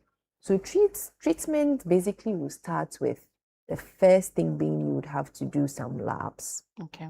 And then you can do a swab, and then also the cervix would be examined. So once this is done, typically, and then it's diagnosed that you have PID, you will be started with some antimicrobial agents. And as I mentioned, that this PID, you have certain bacteria, which we have mentioned, and some anaerobes, but most of them are polymicrobial. So you would want to start with broad spectrum antimicrobial agents. So where you'll be giving some antibiotics like doxycycline, you'll be given ceftriaxone, all of those, a combination of them for about 14 days. Okay. Wow. So once you are given that dose of medications, then and certain times, because you take a swab as well, you'll be given the broad spectrum to start with. But then if the swab comes and then there is some specific antibiotic that it is sensitive to, then you'll be switched to those antibiotics so that it can particularly deal with the antimicrobial agent that is there at that point in time. But basically it has to do with you being given some antibiotics for a number of days. Aside the antibiotics, then as I mentioned, you bring your partner. If it's an STI, it's also treated for it. If there are other risk factors, you'll be advised on those risk factors. So depending on whether you are using barrier methods, if it has to be, you have to be faithful to your partner, and then make sure that, if you have to abstain, you abstain, just so that you don't predispose yourself to getting that STI again, and then the whole vicious cycle starts again. Then it means while on treatment, you can't even engage in any Yes, it's not advisable actually. Yeah. Yes, it's not advisable because you are actually undergoing treatment. So you don't want to be engaged with, unless you have multiple sexual partners and you are not sure who is who, yes. So you need to, yes, so you need to be able to know and then make sure that you undergo the treatment fully and you've had your resolution before you can go on and then, move on with your life. And the complication that is very, very dire is the fact that if it's not treated early and then it leads to the scarring and due to the healing process, and that can lead to blockade. It can even lead to, once you have blockade or even narrowing, it can lead to the fact that you may end up with an ectopic pregnancy as well, and that is even a much more complicated situation for you to deal with. You get it? So anytime this is happening with all the signs and symptoms that I have mentioned, you need to also make sure that you have done a pregnancy test to be sure that you are not pregnant at that point in time. And if it's so pregnancy, if you're pregnant, it means the treatment can happen until you give birth. Ectopic is a complication. It has to be treated. So that is when you have the what's the name? You have the pregnancy happening outside the womb. The womb is where the implantation has to happen. But when it happens outside that, in other areas, it means that, that those areas are not supposed to house the baby.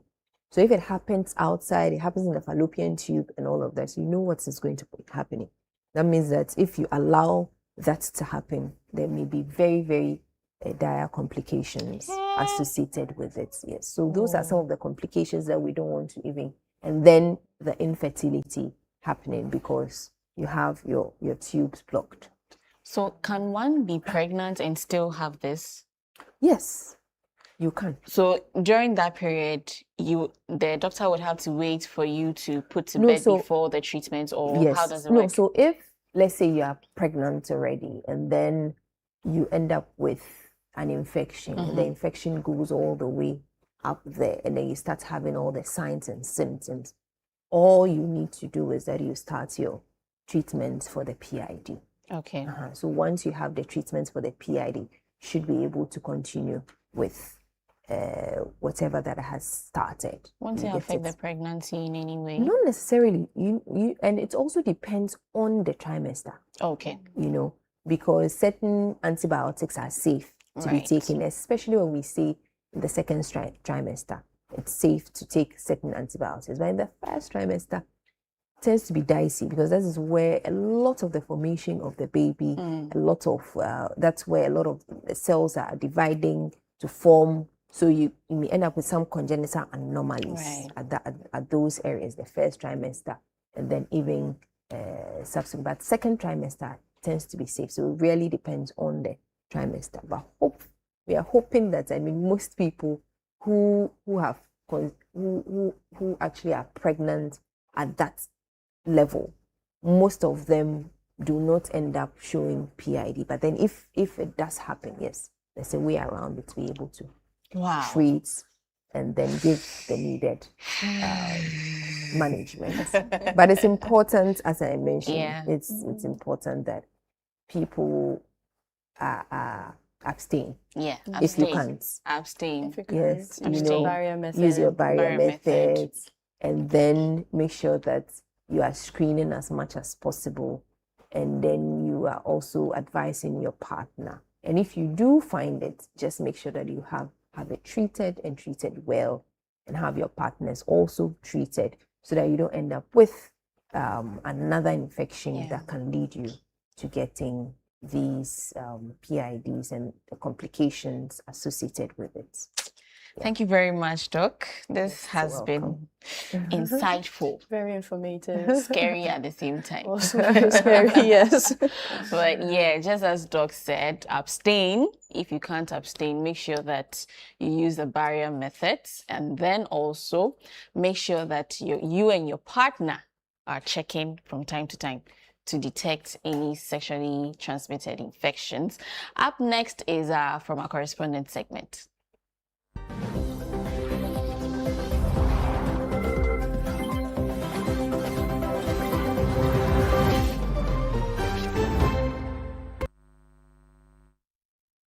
Right, welcome back. Today on our From Our Correspondent segment, we are going to Adengo in the Tano North municipality of the Ahafo region, and plans to extend electricity to Adengo have stalled, leaving residents frustrated. The community has long been identified as one of the areas requiring connection to the national electricity grid, but the planned extension has yet to be completed.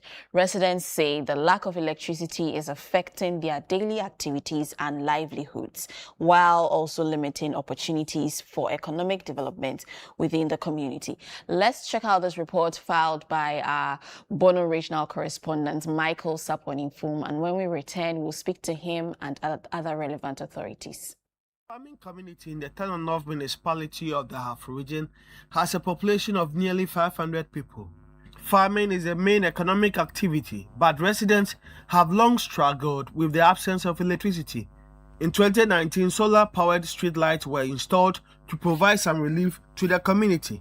The former Member of Parliament for Tano North, Frida Prempeh, later initiated a project to extend electricity to the community with electricity poles erected. However, the project has since stalled since she left power, leaving residents without access to the national grid. For basic services such as charging mobile phones, residents have to travel nearly 10 kilometers to Tanoso. Some inhabitants who are unhappy about the situation want urgent steps to be taken to continue the project. And I'm lighting and the teacher will be about across on Metana on Tana and I'm a breast school for a computer. And I'm lighting and you know, to me, you and Koran to this year. You're doing your man Koran lighting on who come the first one. I'm made on messing idea. And I'll call friends say lighting it so you cannot the more what one I do. None you're tossing me, and I'm say lighting hand. Yet meeting your phone, a cook room, Ubona phone, Naira, and say, you're different acquainting when any property, our yenny papa, Ubetiana say for night day, na Ira. Me too quite ye do Eastern region. Na me shake crow, bipa, crack, diamonds, happy, na light to and a crashing baby, by your crew, while check out into your crew, I be your crew, kuma, I lighting him. But you need to measure a mom wire, not a mom may lighting.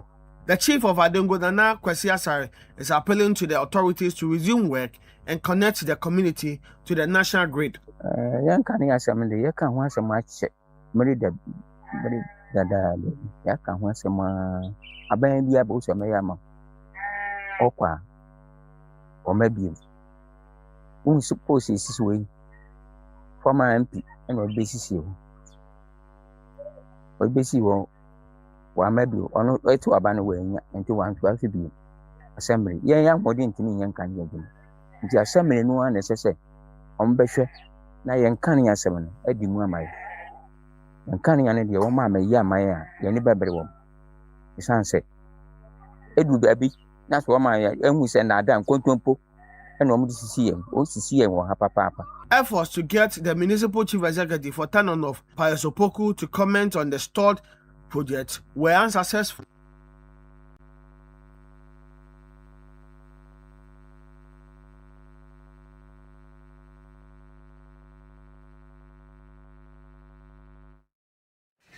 All right, welcome back. So that's a report filed by our Bono regional correspondent, Michael Saponinfum, bringing to light the plight of residents in Adengo.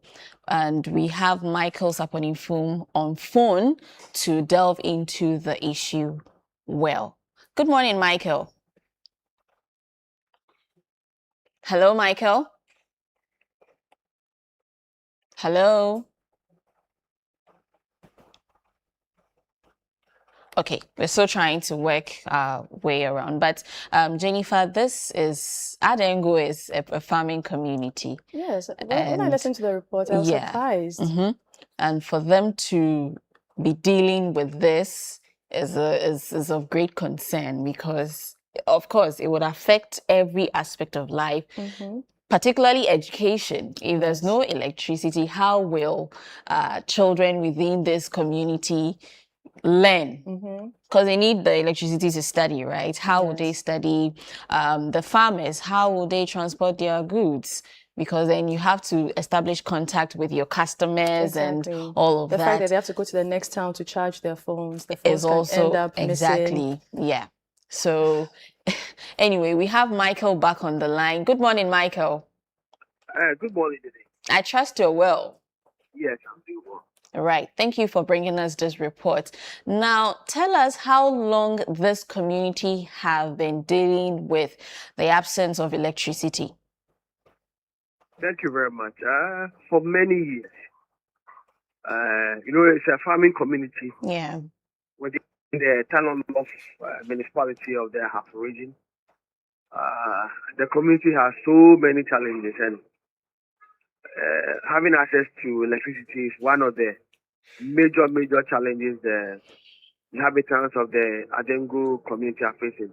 The population is very big, close to over 400, and there are also other adjoining communities that depend on the community today. And some of the residents say that the project stalled. Do you have any idea why there was a pause in getting electricity to the community? You know, the former member of parliament for the area, Madame Frida Prempeh, initiated this project. Earlier on, solar powered staff were brought to the community too as an initial help. But later on, she initiated this electricity project to extend the national grid to the community. But when she left power, the project has stopped. And the chief told me that they've made several efforts to the Kano North Municipal Assembly to find out if they are aware and what they can do about the project by continuation. But nothing has come out of it. And after going to the community to do the interview, I also tried getting in touch with the municipal chief executive, that's Pius Ipoku, to find out from him if he's aware about this thought project and the way forward. Unfortunately, I tried several times. He wouldn't answer your calls. He wouldn't answer your messages. If you remember, we did a similar story of abandoned chief's compound in the community. And from your end, you even tried getting in touch with him. He will never respond to your calls. He will never respond to your messages. So that has been a situation. Because I was thinking maybe I could get something from his end. He being the head of the municipal assembly, maybe they're handing over notes to him. Maybe, though I can't tell, maybe it might be in, so that we'll find a way of getting support for these people. At the end of the day, they're also Ghanaians. They are paying tax. Exactly. But you push and the MC is not ready to pick your calls. He wouldn't even respond to your messages. So according to the chief, they pushed several times to find out what could be done to continue. Because you can imagine that they live in a community without electricity. Just imagine, just even hours when the lights even go off. And people are living in this community without electricity. If they want to charge even their phones, they have to travel close to 10 kilometers to Tanoso. That's the nearest community where they could charge their phones. And they're also farmers. They always want to get in touch with their customers. Maybe their food stores are ready and whatever, they should come for them. You can imagine what they are going through. Charging a phone, you have to spend money, travel 10 kilometers before you come to charge your phone. It's a worrying situation today. Now, beyond the access to electricity, what other concerns have residents raised in Adengu? Yeah, Chief's compound, abandoned Chief's compound, or also started by the former MP for the area, Frida Prempeh. Right. The Chief's compound is, it left a few things, sending water to the place and also place of convenience. That is what is left. But that project too has been abandoned. So the people have, if they are sick, they have to travel 10 kilometers to come to town also.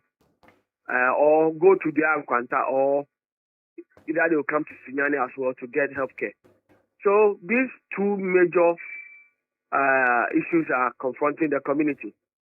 Their road is also not good. So many challenges within this community. Their Chief's compound and this electricity issue. That's a major problem within this community, and it's not the best, my sister. Well, and Michael, you also mentioned that the children in the community also do not have electricity, obviously, so they are unable to study in the night. How are their schools looking like? It's worrying because they can't study at night, and I'm told the school even recently had some computers. You know, ICT is examinable at the basic education level. These students they are lucky to have gotten some computers from some people. And unfortunately, they can't use the computers. What they are doing is theory. And at night, too, they can't even study. So it's a major problem within the community. So how did these children partake how did they prepare for the basic education certificate examination? That's a big question. They have to do their theory because the computers are there. There's no electricity to it. So the children definitely, what they will be doing is theory. And you know, when you practice more, you're able to grasp whatever is being taught. But this one, they are doing the theory. And they are even lucky somebody donated some computers. But unfortunately, there's no electricity. So the computers are just lying there. And it's a big challenge. You know, when I interviewed them, the residents are more worried about their children. Not being able to study, especially at night. It's a big issue in the community. Thank you very much, Michael, for bringing us this report and spotlighting the issues of residents in Adengo. Jennifer, Michael has said a lot, and clearly it's not just economic activities that is affected. Education is also affected because healthcare is also of great concern. Now, yes, you would donate computers. You would donate things that they would need to be able to do their practical work. But where is the electricity to even get the computers working for them? So then at the end of the day, they are lagging behind. And these are all communities that would engage in elections at the end of 4 years.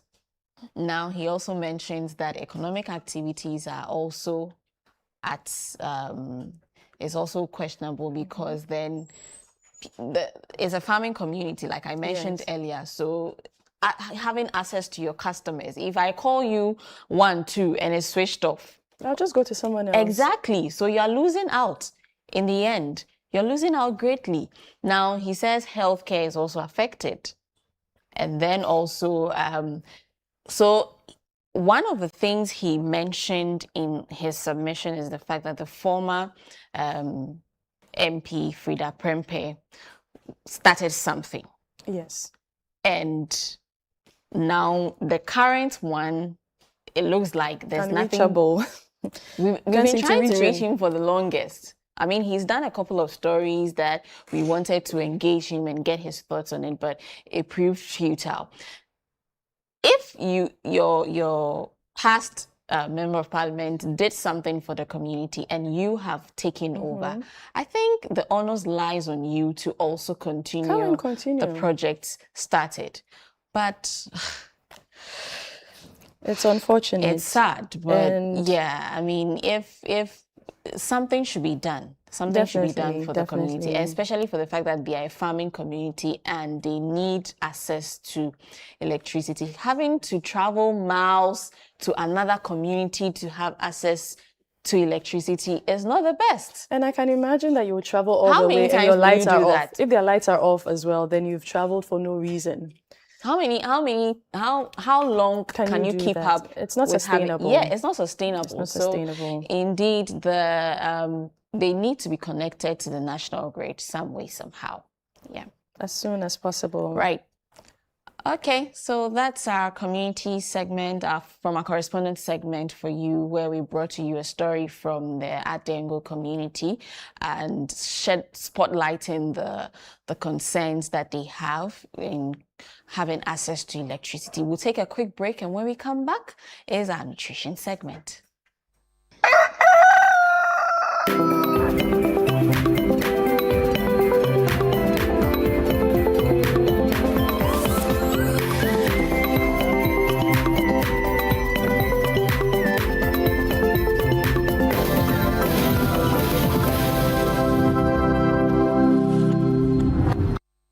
Every friendship is meant to last forever.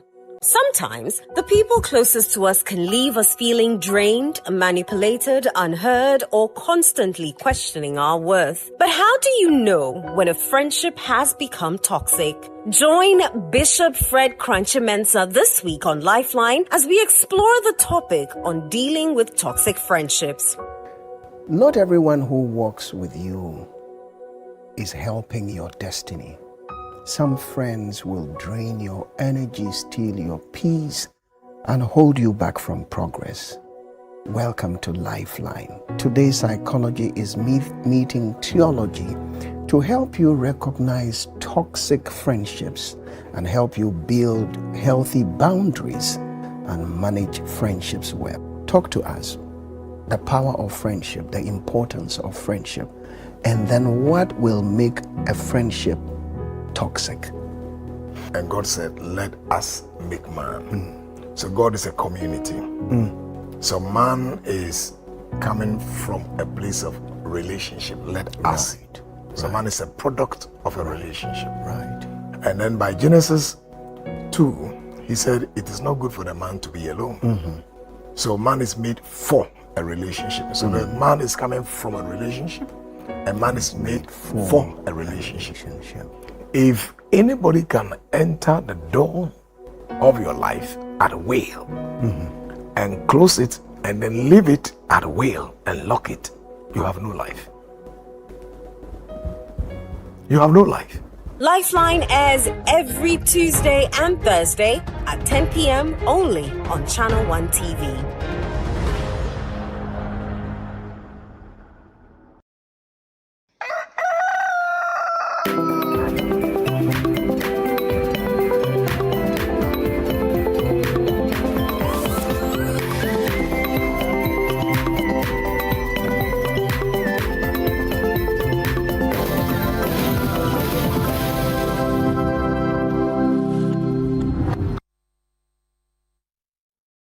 And you're welcome back to Sunday Breakfast here on Channel 1 TV.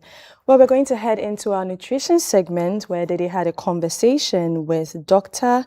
Leslie about the importance of breastfeeding. Enjoy.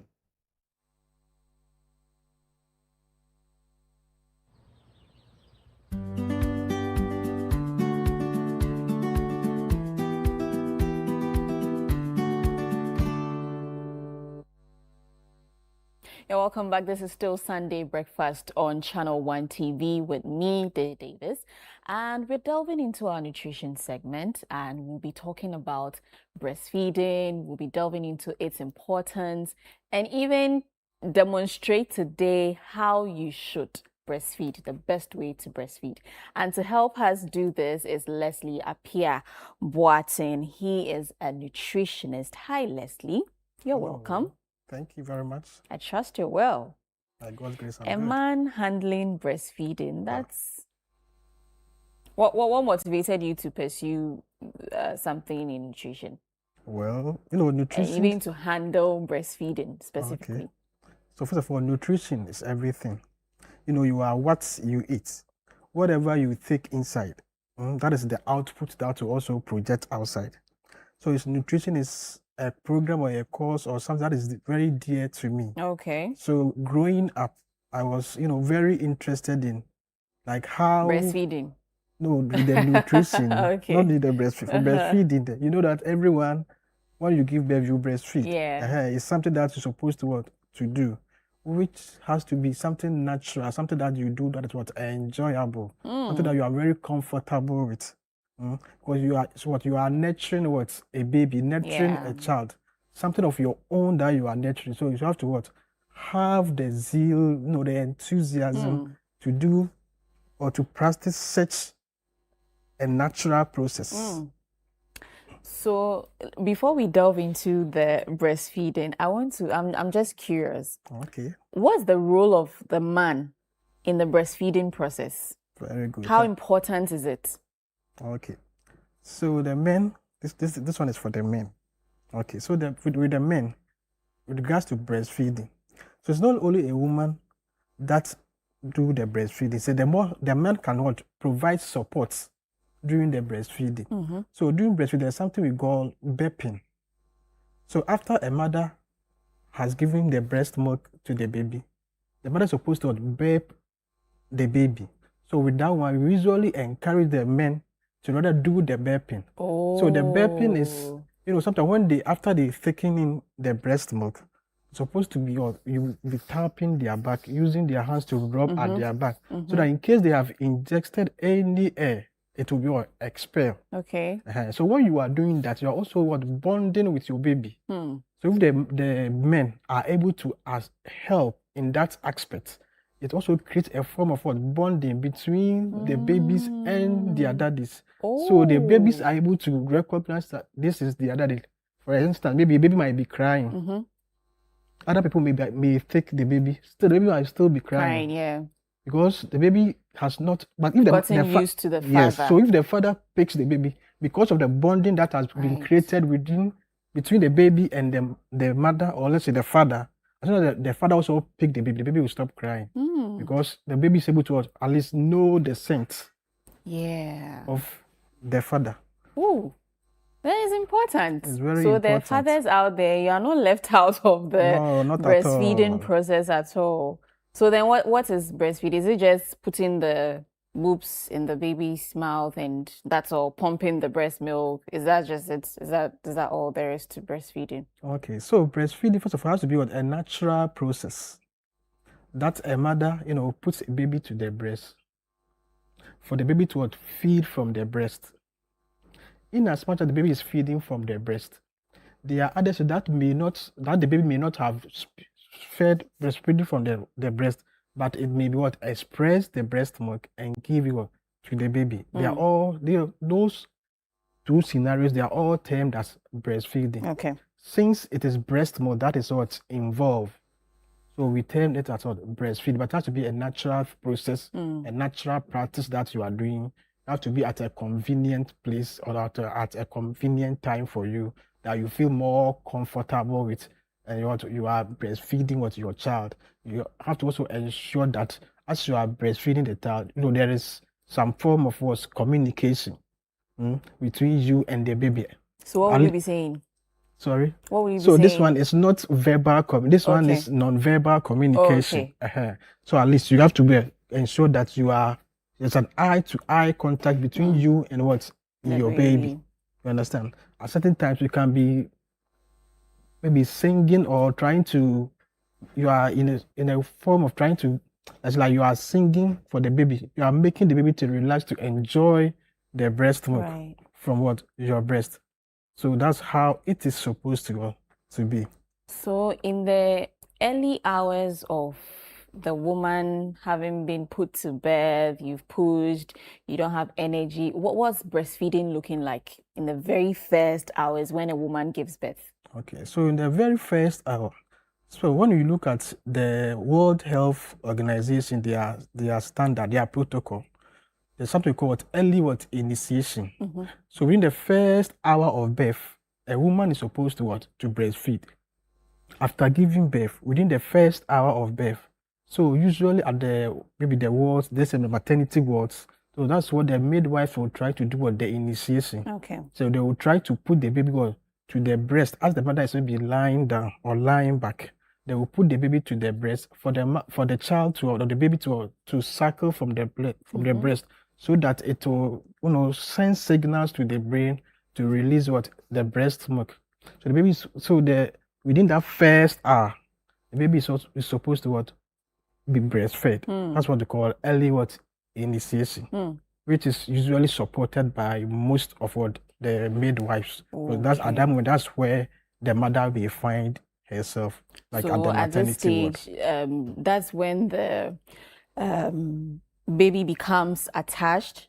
Yes. There's a bond that's created between the mother and the baby. Am I correct? Yes, please. So as soon as a mother delivers, within that time frame, like the first 1 hour, supposed to put the baby to the mother's breast, so that there will be that bonding. Yeah. The mother and the baby has to feel each other. There's something called skin to skin contact. Yeah.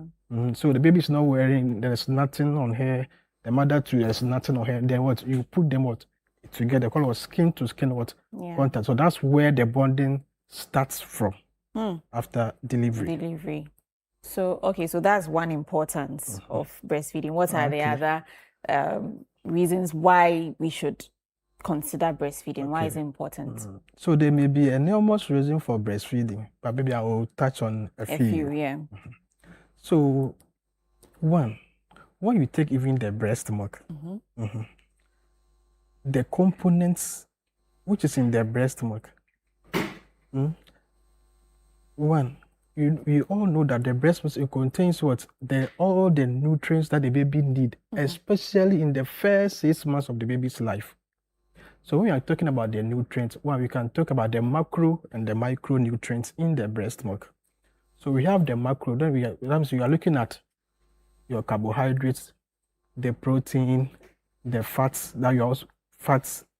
Also, the breast also contains water. So if you look at the components of the breast, the water is what is a larger part. It contains about over 80 to about 87% of water in the breast milk. So when you are giving the baby the breast milk, one, you are hydrating the baby because of what the water in it. That's why we don't give them water. Yes, when the baby is within the first 6 months, we don't give any water because there is a lot of water that the baby would get from the breast milk. So as I was talking about the macronutrients, like you got the carbohydrates, your protein, your fat, then your micronutrients. That's the vitamins and the minerals, all are there. So apart from the nutrients, one, we have something we call the antibodies. Okay. So when we talk about antibodies, they fight against diseases or infections. And they are all found in in the breast milk. So as you are giving your baby the breast milk and the baby is taking in the antibodies, it is preventing him or her from falling sick or catching infections. Very good. It is boosting the immune system because of the immunoglobulins too. That is in the breast milk. When you take the breast milk to this one unique thing called the human milk oligosaccharides. It's a form of carbohydrate, but with that one, it's not digested like the way the lactose, which is the carbohydrate in the breast milk, is digested and provide energy for the baby. So with this human milk oligosaccharides, what happens is that when the baby takes in that one, which is a part of the component of the breast milk, there's something called the bifidobacteria. So let me bring it down. So we have a normal bacteria or good, let's say good. So we have good bacteria and bad bacteria. Okay. So we have good bacteria in our system or in the child's system, let's say the gut. So those good bacteria, they feed on that oligosaccharides in the breast milk. And then when they feed on the oligosaccharides, what happens is that one, it doesn't prevent other harmful microbacteria to even attach themselves to the linings or the walls of the intestines of the babies. So in that case, it is preventing other infections from other microorganisms. It's also helping in boosting their immune system too. So when you compare, let's say, for example, a cow's milk and a human milk, even though cow's milk may contain oligosaccharide, but it's just little. But that one of the human milk is enormous. And apart from it being enormous, it also has different types of the oligosaccharides found in the breast milk, which are not found in like animals' milk. So that's why we advocately, we preach, we do campaigns that mothers should give their babies their breast milk.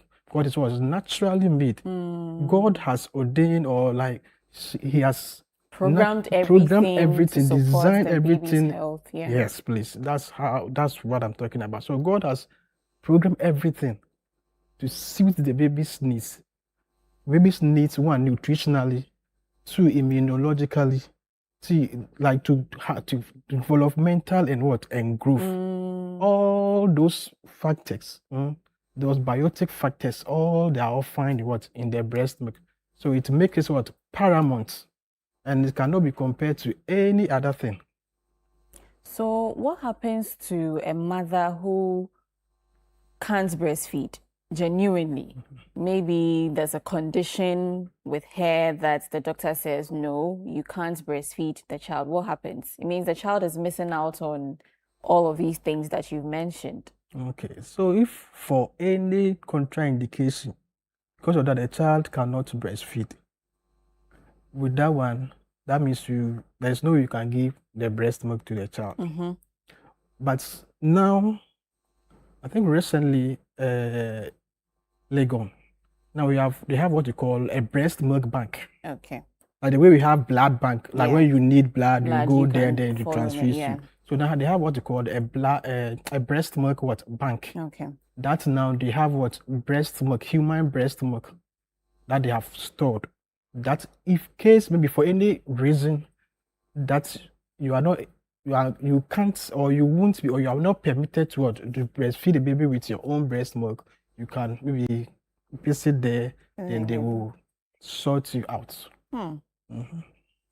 Isn't there a disadvantage here? Because you don't know who the breast milk is coming from.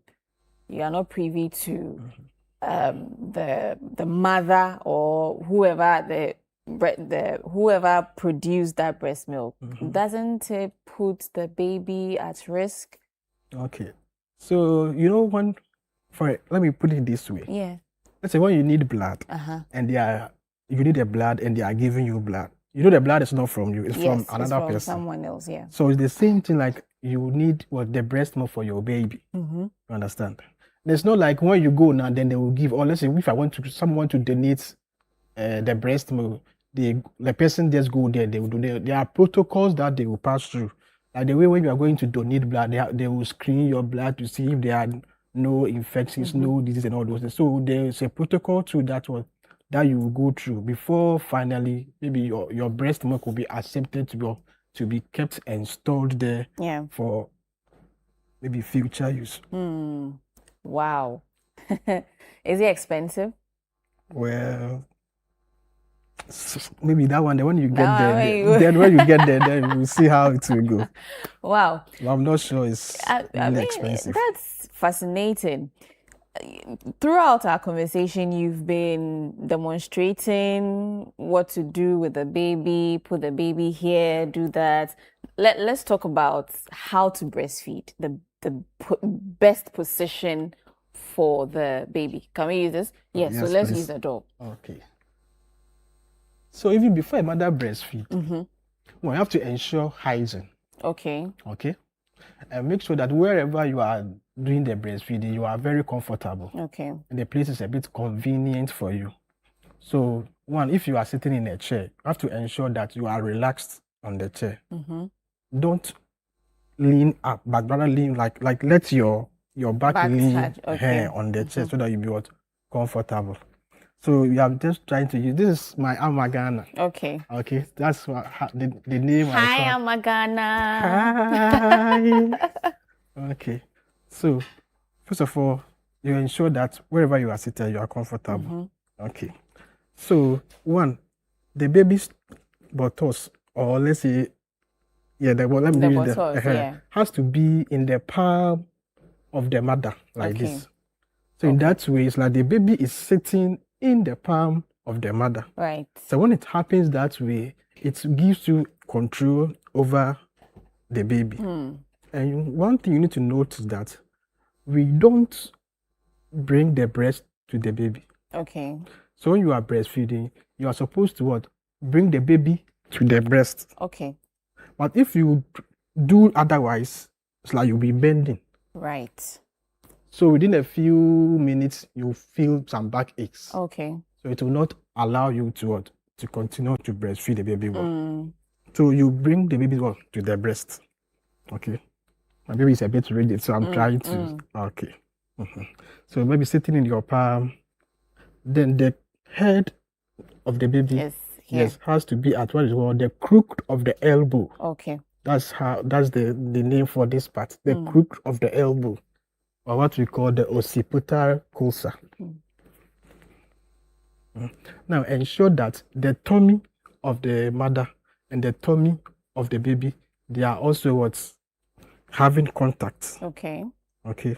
Then with these hands, So the fingers, these 4 fingers, have to be under the breast, while the thumb at the top of the breast. So make sure that there's an eye-to-eye contact. Yeah. Then with what they call attachment. So the attachment is basically about how you put the breast in the baby's mouth. So there are certain things you need to ensure that will make you know that your baby is getting the breast milk well. Okay.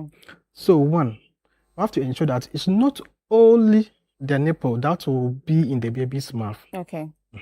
So when you take the nipple, there's another dark part called the areola. Yeah. So the baby has to take part of the areola, especially the lower part of the areola, has to be in the baby's mouth. Okay. So when it happens that way, the baby will not take only the nipple. So they only takes only the nipple, it will lead to what you call crack or sore nipple. Right. You realize that there's a crack or sore that is developing in the nipple. When it happens that way, it's painful. Then mothers may not be able to breastfeed. Yeah. So when we are looking at the areola, part of the areola, more of the lower part entering the baby's mouth for the baby to suckle. So another thing that you need to take into consideration is that when you are breastfeeding your baby, one, the baby's lips have to turn outwards like this. So it happens naturally? Naturally. When the baby takes the breast, and it is attached well, the lower and the upper lips, they will turn outwards like this. Wow. That will let you know that the baby is able to get more of the areola part, the lower part here. Yeah. Okay. Then the chin of the baby will also be pressing on the breast. It's part of a good attachment. Apart from that too, you need to also ensure that one, the baby, as you are also communicating or looking face to face, trying to maybe sing some small lullaby for the baby, all that you are trying to bring the baby's attention to the breast. So you look for all those signs that I've mentioned. That will make you know that the baby is actually being attached very well to the breast, or latch well to the breast to receive the breast milk. And lastly, when the baby is suckling, it's not supposed to be very fast. No, okay. it should be slow. Then you hear a swallowing sound from the baby. Yeah. And the baby is able to grab, and the milk is ejecting into the baby's mouth. But it shouldn't be fast. It should be small. But in case you hear, that means no, something is wrong is happening. That means air is going into the baby's mouth. Okay. So the air is mixing with the breast milk, and it is producing that sound. Okay. So in case you see anything like that, you have to remove and then try to put it back. And in putting it back, you don't just put it straight. Sometimes you can tease the baby with the breast. So you try as if you are putting it in the mouth, but you rather tease it with the lips. Yeah. So the baby will try to open the mouth wider to pick it, because it is feeling the thing at the lips. So it wants to open wider to pick. That is when you then push it inside, so that the baby will be able to get the areola part, because that's where the ducts are, so that the milk will be able to come out from the ducts as the baby suckles. That's a lot of that's a long process.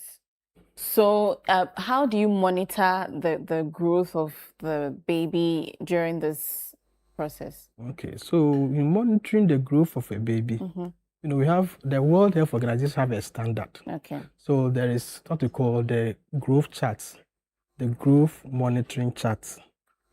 That's what we usually use to monitor the growth of a baby.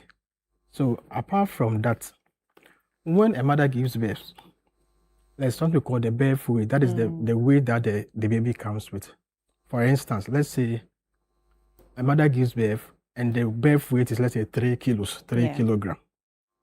Okay. So within the first few days, like within the first maybe 5-7 days, the child may lose weight. But from 14 days, that's about 2 weeks, the child will regain that weight back. It's natural. What's causing the weight loss? It's something natural. Okay. So if you, let's say you give birth and you realize that the child, maybe you give birth, the child has a particular weight. Within few days, you realize the child weight has dropped a bit, maybe about 5 to 10%. It shouldn't be perturbed. It's something that happens. Okay. So by 14 days, the child's weight will regain its birth weight again. Okay. So then usually they start to come for what you call the weighing or the CW, the child welfare clinic, but they usually call it weighing. Right. That's what if I say people will know. So at the 6 week, when the child is 6 weeks, that's when you start the child welfare clinic. So when you come to the weighing at the 6 week, we are expecting that the child will get half of the birth weight in addition to the birth weight. Okay. So for instance, the child's weight was 3 kilos. So at the 6 weeks, supposed to have half, which is about 1.5 in addition to the 3. Right. So at the 6 weeks, the child supposed to maybe the expected weight gain. So it's supposed to be 4.5 at the 6 weeks. Then from there, we are expecting that at least the child is able to gain a weight of 0.5 every month. Okay. So during the 6-month period. So during let's say the 1 year period, we Okay. are expecting that the child should be able to get 0.5 kg every month. So we are expecting that by the 4th month to the 6th month, the child should be able to double the birth weight. Okay. So by 4 to 6 months, so with the instance that I use the 3 kilos.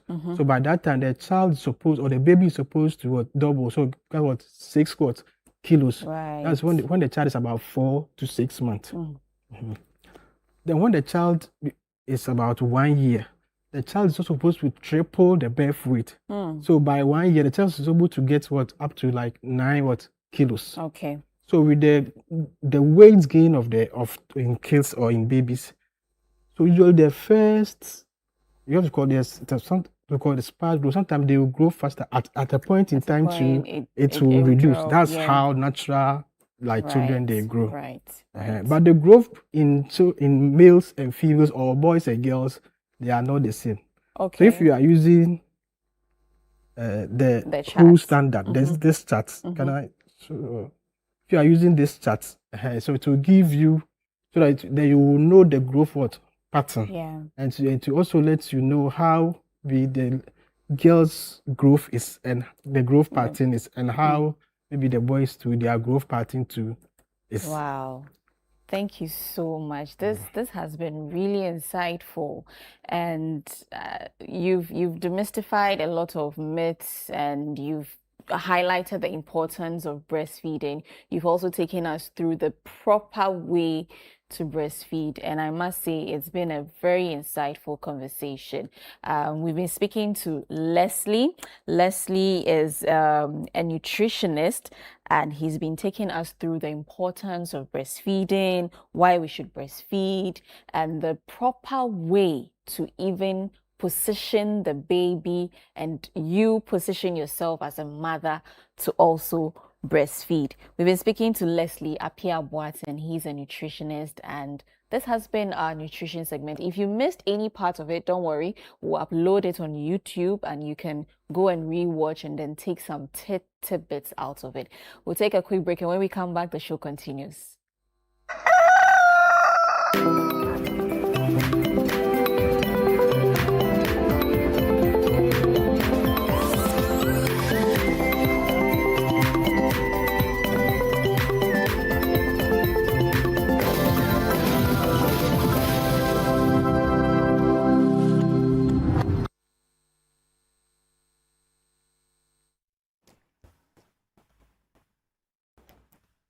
Oh, hi.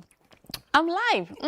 Pardon me. Sorry. You're welcome back to Sunday Breakfast right here on Channel 1 TV with me, Dede Davis, and Jennifer Ba. Now, throughout the week, we've been spotlighting Made in Ghana creativity and enterprise. We've been bringing in studio some exhibitors who will be at the This is Ghana exhibition 2026 at the A4 Sutherland Children's Park on the 29th and 30th of August 2026. Today, we're stepping into the world of locally made coffee.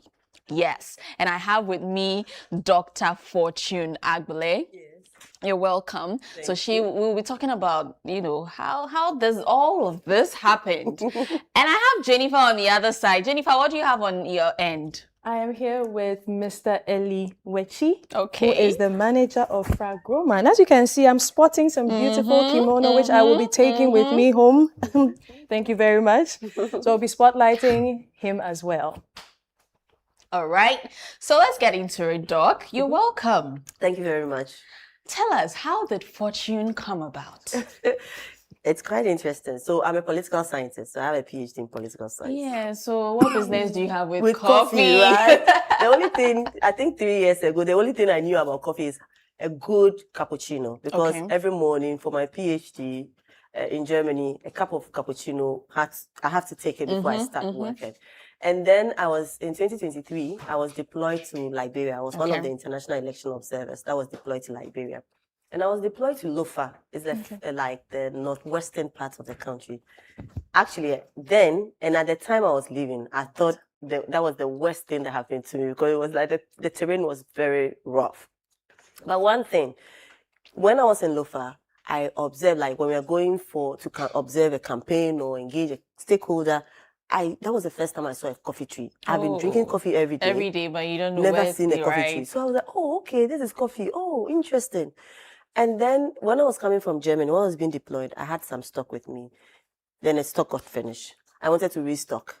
I go to the supermarket. I was in Morovia and there was no locally made coffee. I was like, okay, it doesn't add up. Because you have coffee and it's like coffee grown in the wild because there was no fertilizer being applied. So it didn't add up for me. Then the mission was for 8 months. So in December, when I was when the mission was ending, I remember on a day trip with a friend of mine, Peter. I always have to mention his name because even the name came from him. He was the deputy German ambassador then in Liberia, and we're on a day trip to Aden, which is one of the first places that the slaves who were returned to Liberia went. And then I was like, Peter, I'm thinking of, processing the Liberian coffee. He said, oh, yes, that's a good idea. And he said, oh, then you can name it Fortune Coffee. I said, yeah, cool. And that was where the idea started. Then as a researcher, I started reading about coffee. Right. And interesting, during my research, Peter sent me a newspaper article, which was dated to like 1884 of Liberian coffee. So it's not today, but of course, the devastation of the war meant that these coffee tree farms had been abandoned. But now, one thing, my research also shows that there were efforts to revamp the coffee. Yeah. So that is how come I said, okay, interesting. I'm going into it. I would, because I do consultancy, and in between, you want something that can also, and then coffee every day, having a fresh coffee, it's going to be the best thing to me. Wow. So I remember that I did the initial idea actually was to do in Liberia. Right. Because that's where you were stationed. Yes, and I observed the gap there. But when I did after the mission, I returned to Ghana. I went back to Liberia, did the first processing, went back to do the second processing. Then I brought some badge for FDA because I want to know that it's wholesome. And then, of course, as a foreigner, there are limitations to having a business because of the money bit. It's quite a bit more when you're a local. So that was okay. I'll be doing it in Ghana alongside in Liberia. But it so happened that now the Ghanaian has come to stay. Thank you. Thank you for bringing it to Ghana. Jennifer, what do you have at your end? Let's hear their story. Well, as you can see, I'm sporting very beautiful kimono. And it is from Fragroma. I'm jealous of the coffee bit, but you know what? It's fine. Where you are, stay where it's you all are. right. So I have here with me Mr. Eli Kofi Wechi, and he's going to tell us all about Fragroma. Welcome to the show. Thank you very much, Jennifer, and thank you to your viewers too. Fragroma is all about our fabrics and tie-and-dye fabrics, batik fabrics, and we use the same fabrics to make our ready-to-wear, as you can see them line up here. And we are bent on promoting Ghana. Okay. Yeah, so that is it. I grew up in a home where we used to make tie-and-dye. My grandmother used to make tie-and-dye. Okay. Yeah, so I grew up seeing it, as little as I was, going around helping them tie, fabrics, dyeing them and all that. So it was something that inspired me a lot. We used to go to trade fair, to sell at that time. So we got that inspiration from back in the days. No, tie-and-dye is not new. It's been there for some time now. So yeah, that is what inspires. We want to promote Ghana. We want to see these things go outside Ghana, and that is it. So you definitely say that it is a family business then? Sort of, yeah. From your grandma to you. And how long have you been in business? Oh, for like 5 years plus. I think we are going to our 6th year or so.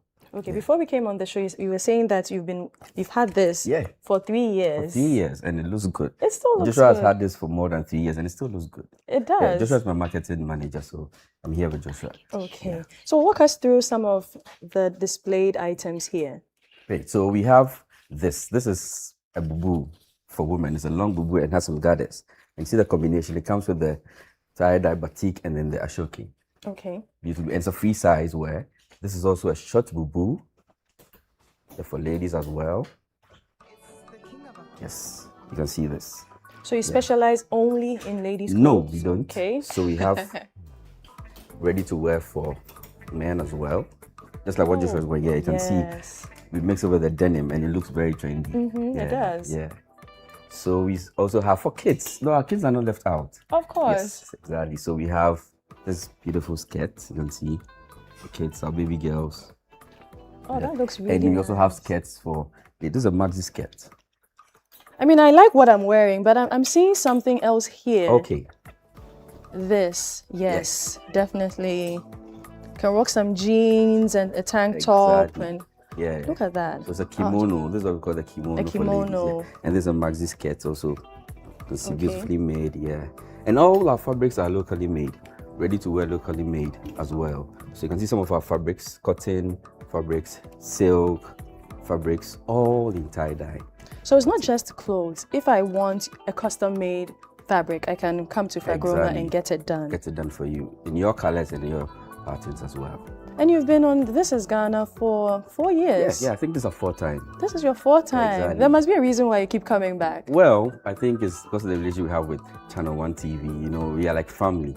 And also because I think This Is Ghana gives us a platform to promote our business and make a lot of good money. Oh, Yeah, okay. so- So that's definitely important as well, to Exactly, make the some money good is important. money. So what should we expect from you on the day? Well, you expect some amazing stuff from Fragroma, as we always do. We are bringing a lot when it comes to our ready-to-wear. You can see this beautiful piece here. Yes. This is so lovely. You can see this. This is like a shirt dress. Okay. Yeah. You can see the beautiful part. So you should expect more of these beautiful ones for women, for men, for kids, and some fabrics as well. And some And we have fabrics as amazing well. news for you. Should I tell you? Yes, tell Alright, us the news. So this year's This Is Ghana, I think we're going to run some discount sales. Okay. Yeah, so everyone should come. We have some amazing discounts for you on our ready-to-wear and fabrics. Did they come and pick some of the... I love what I'm tasting. Oh. So I'll stay here, but I'll come there later. I've seen something and that I think check will it look out. very nice on you. This. Yeah. Yes, Yeah. yes. This on some jeans and some nice, beautiful Oh, heels. for a dinner oh date. My goodness. Oh, it For would be- brunch. Yeah. So gentlemen and ladies, Mm-hmm. come to This Is Ghana and come to the Fragroma stand. So if even on the first dates, come to This Is Ghana for your first dates. Come and get some items for your new girlfriend. You're trying to impress her. This is the stand to come to. Dede doesn't want me to come to Fortune Yes, Coffee. because That I'm is- loving what Keep I'm your coffee and tasting. also keep my attire. The coffee is nice. Yeah, we can smell it from here. Yeah, it We tastes can. so nice, and I love my coffee very creamy. Okay. So I'm You're loving loving it, right? I'm loving it. I'm But loving you it. know, there's one Mhm. other thing. I was surprised that in Ghana we have coffee. A lot of people don't know that we have coffee. They don't. They don't know. Yeah. So we grow coffee in 10 out of the 16 regions. Currently, most of the coffee that is grown is in the Volta region. So if you come to Fortune Coffee, that's one other thing. We have a number of local processors, and I would like to I want Ghanaians to do Ghanaian coffee, right? So we have a number of local processors. Kudos to all of us. Now, one thing that we stand out. So when in Ghana, we grow Robusta. Okay. Robusta is the one that has the caffeine. There are people who say, if I've not had my cup of coffee in the morning, please. Coffee, Robusta gives you that kick, so it has the caffeine. Then we have the coffee that when you are brewing, people say, oh, when I drink coffee, I'm jittering and all that. So I don't, but I love the smell. You get the smell, the flavor more from Arabica. And actually in the world, more than 60% of the coffee that is consumed is Arabica. And Arabica is the first variant that was discovered. So when people say Ethiopian coffee, they are referring to Arabica. So which one did we brew? A blend. Normally when we go for events, we do a blend because, for us, we have, the option of, there is a third variant called Liberica. Now, if I give you the green bean of Liberica, you think you are smelling chocolate. It has a touch of cocoa. So, and I normally tell, my client, there are some clients of mine who do a blend of them all. So when you come to Fortune Coffee, we have a blend also. When you can do a blend of your own, maybe 30% Arabica, 20 of this, 20 of that, like we do a bit blend of everything. Yes, but also Arabica is the one that in the afternoon you want to have some coffee, but you don't want to, you want some cool, then you come to Arabic, you come to Liberica. So at Fortune Coffee, we offer you these variety, and then the opportunity to custom how you want your coffee to be tasted. So this one, for instance, is a blend. And all of this is at This Is Ghana. This is Ghana. So you should come. We are going to give you free tasting. When you come to our stand, you get to taste all the different variants, and you get to buy also and try it at home. Ooh. But have you been to This Is Ghana before? This is my first time. But last year, I was at the Agri Fair. Okay. And then some people got to know that we have coffee in Ghana.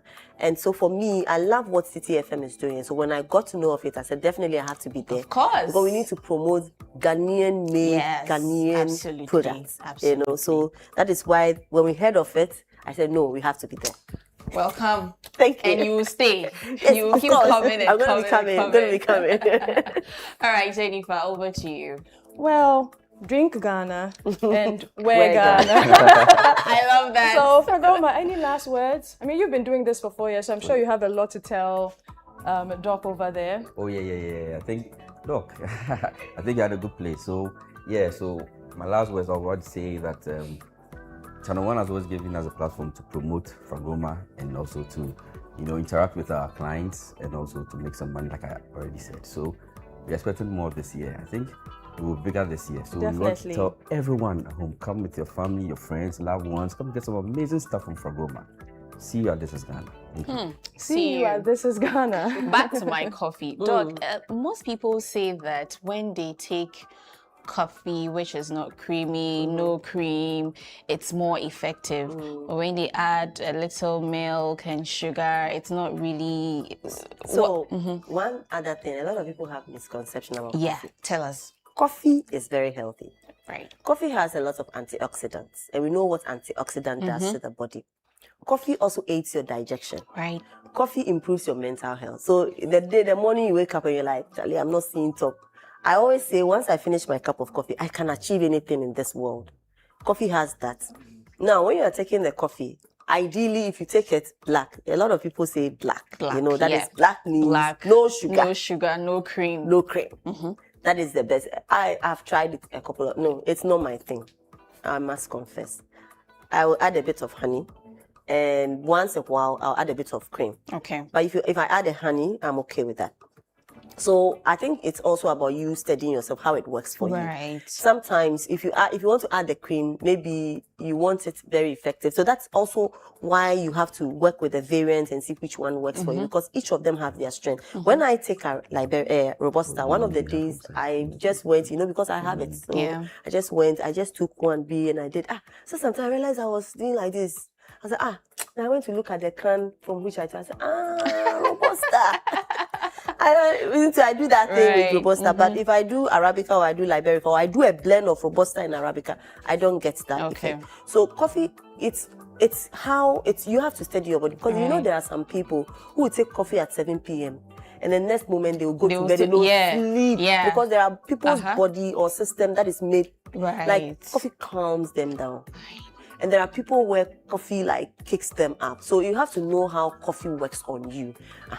And then you also have to see, are you trying to lose some weight? Okay. Because if you take if I take like this one I've taken this morning, it's like maybe 2 p.m., 3 p.m. and then I'll feel for food.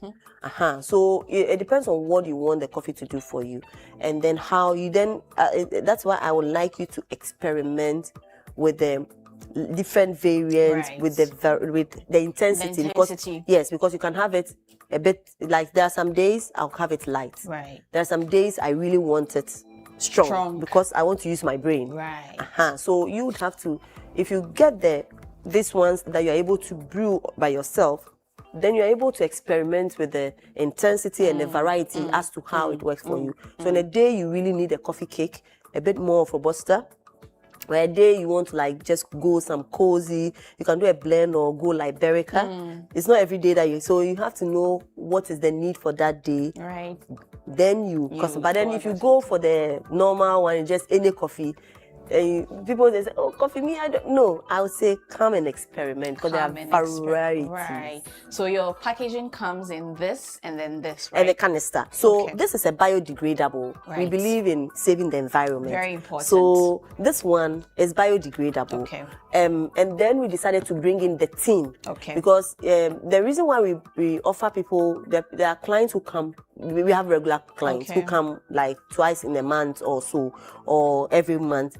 And so when you buy this, you can do a refill. You can do a refill. With the biodegradable, the reason why we decided to also include the tin is sometimes, after some time, you have to maybe discard because you have to be washing it and all that.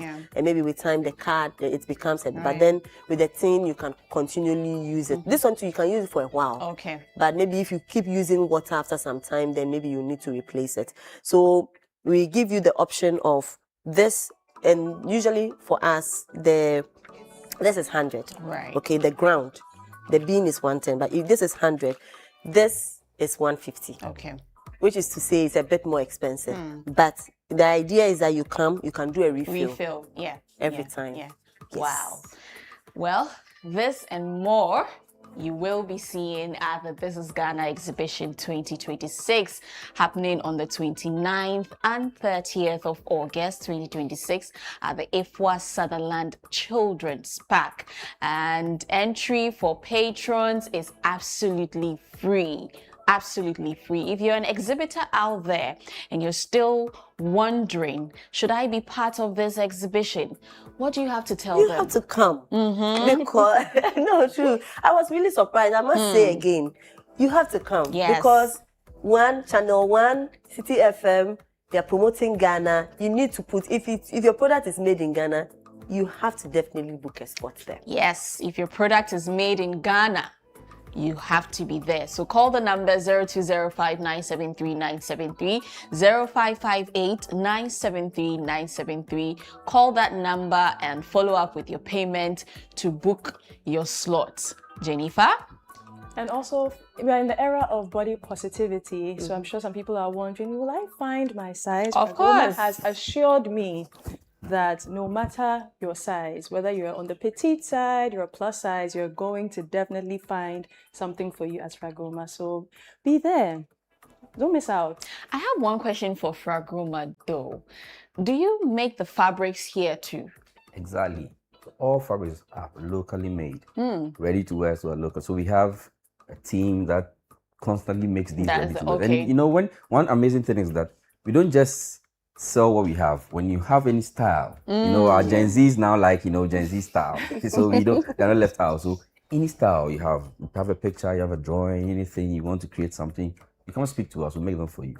Whoa. 5 working days. I'll be coming. Okay. 5 working days. That's so cool. 5 working days. 5 working days. It's really ready to wear. Yeah, it's indeed ready to wear anyway. Well, ladies and gentlemen, there you have it. Fortune Coffee will be at the This is Ghana exhibition, and of course Fragroma would also be there, ready to wear. There's something for everyone, no matter your size. Just come in. It's absolutely free entry for all patrons. Come and discover what Ghana is made up of. There's so much to Ghana than just football, politics, health, education. There's so much to Ghana. We have so much in store for you. This has been our show for you for today. Sunday breakfast with me, Dede Davis, and Jennifer Bond. All right. Do enjoy the rest of our programming and see you next week. Bye.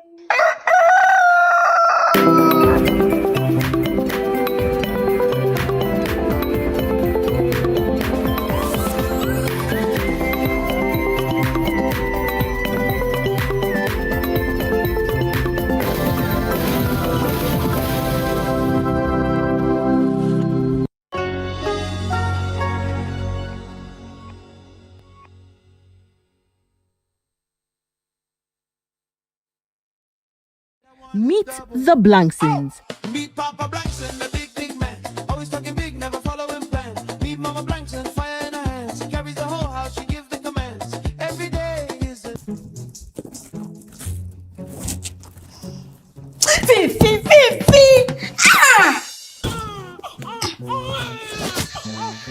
Have your baby. I'm tired. It's 3. Oh, Issy. Issy, help me. You loved the Blanksons, didn't you?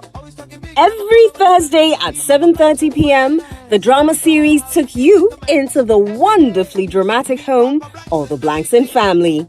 Now, let's take you back to our conversation with them on the Upside Down Show. Hello, the Blanksons. Don't you love them already? You know, whose character really looked like them? I think him. Yeah. Hey. Mrs. Blankson, how would you describe your character? I would say Mrs. Blankson is the keeper of the home. She's the one who pushes things behind the scenes and makes things, like she just makes the things in the home all come together. So, like they say, behind every successful man, there's a woman. Mr. Blankson, was there a point throughout the entire shoot that you felt, I wish I wasn't doing this? It didn't have to do with the content. Okay. It had to do with the time. Okay. The ungodly hours. I said, show. Join us this Sunday at 7 p.m. sharp, only on Channel 1 TV. Don't miss it. The vibe is too much. Looking for everything made in Ghana, all in one place? Then get ready. The This is Ghana Exhibition 2026 is here. A bold celebration of Ghanaian creativity, innovation, and excellence. From rich traditional crafts to modern cutting-edge solutions, experience the very best of Ghanaian products and services. Explore excellence across key sectors, including automobile, agriculture, education, health, hospitality, fashion, technology, food and beverages, creative arts, beauty, retail, and more. This is the biggest Made in Ghana fair, bringing together SMEs, startups, manufacturers, local creators, indigenous corporate bodies, entrepreneurs, and innovative businesses all under one roof. Discover brands redefining quality, connect with industry leaders and innovators, experience the energy of Ghanaian enterprise and creativity. The date is 29th and 30th of August 2026. The time is 10 a.m. to 5 p.m. daily. Venue, the A4 Sutherland's Children's Park. Call 0205-973-973 or 0558-973-973 to register. Come explore. more. Come connect. Come be inspired. Discover the brands redefining Made in Ghana and experience the future of Ghanaian excellence. The This is Ghana Exhibition 2026 is powered by Channel One TV with support from City FM, and it's proudly sponsored by EcoBank, MTN, and the Ghana Investment Promotion Center.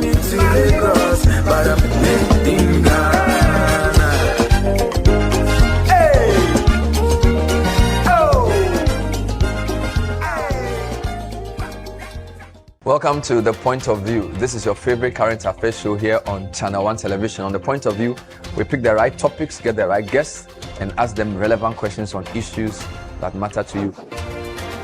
With the complexities of the issues happening around us on a daily basis, it's the hard-hitting conversations and the probing questions of The Point of View. So what is the Public Account Committee's job? So what we do is to scrutinize, clarify, and find out why certain infractions have been made. What do these IMF programs try to do? The current program is for budget support. Okay. There are no projects attached. That teases apart the twisted entanglements of politics and governance, as well as religious and social discourse. The Point of View brings you the policymakers and duty bearers and drills down to the very bottom of issue. What authority do you have? The Point of View airs every Monday and Wednesday at 9 p.m. only on Channel One TV.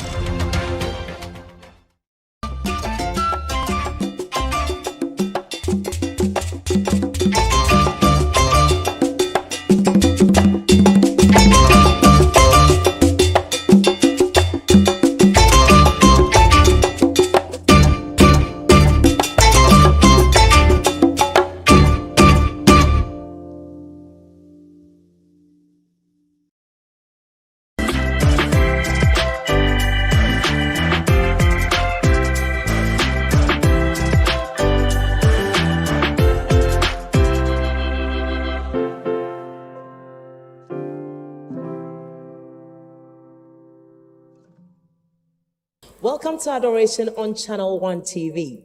This is the only show on TV that allows you to draw closer to God through worship and the Word.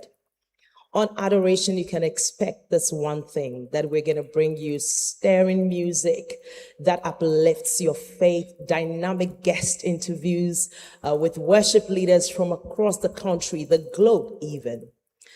So as we bring you worship today, just stay tuned. Don't go anywhere.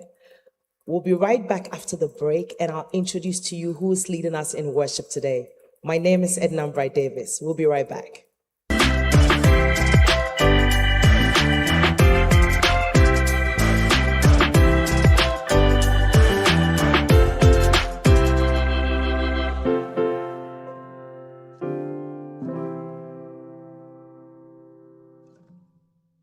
Welcome back to Adoration on Channel One TV.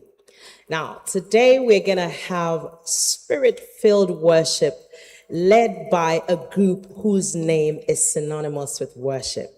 We have here leading us in worship for the first time on Adoration, Pastor Yao Inchidazi and the Harvest Gospel Choir. We're so excited to have you on Adoration. Pastor Yao, how are you? God's grace, I'm fine. Well, I mean, the only time I'm this close to you on stage is when? Never, actually. I just see you doing, harvest praise and all that, just leading worship from a distance. So it's great to have you on Adoration. When I'm not in your office. Well, we're excited to have you today. Are you ready for us? Yes, we are. What should we expect this morning? Well, we are just expecting that we'll lead you into the throne room of grace, and that you will partake of the blessings of the Lord before you leave. Yes. Amen. Let's worship. Thank you.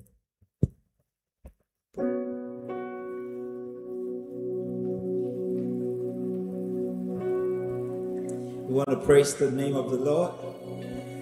We know you know the song, but just join us as we sing it. Oh, Mema, always on time. You can't do no wrong, oh, Mema. You leave the 99 always for the one. Come on. Are you ready, choir?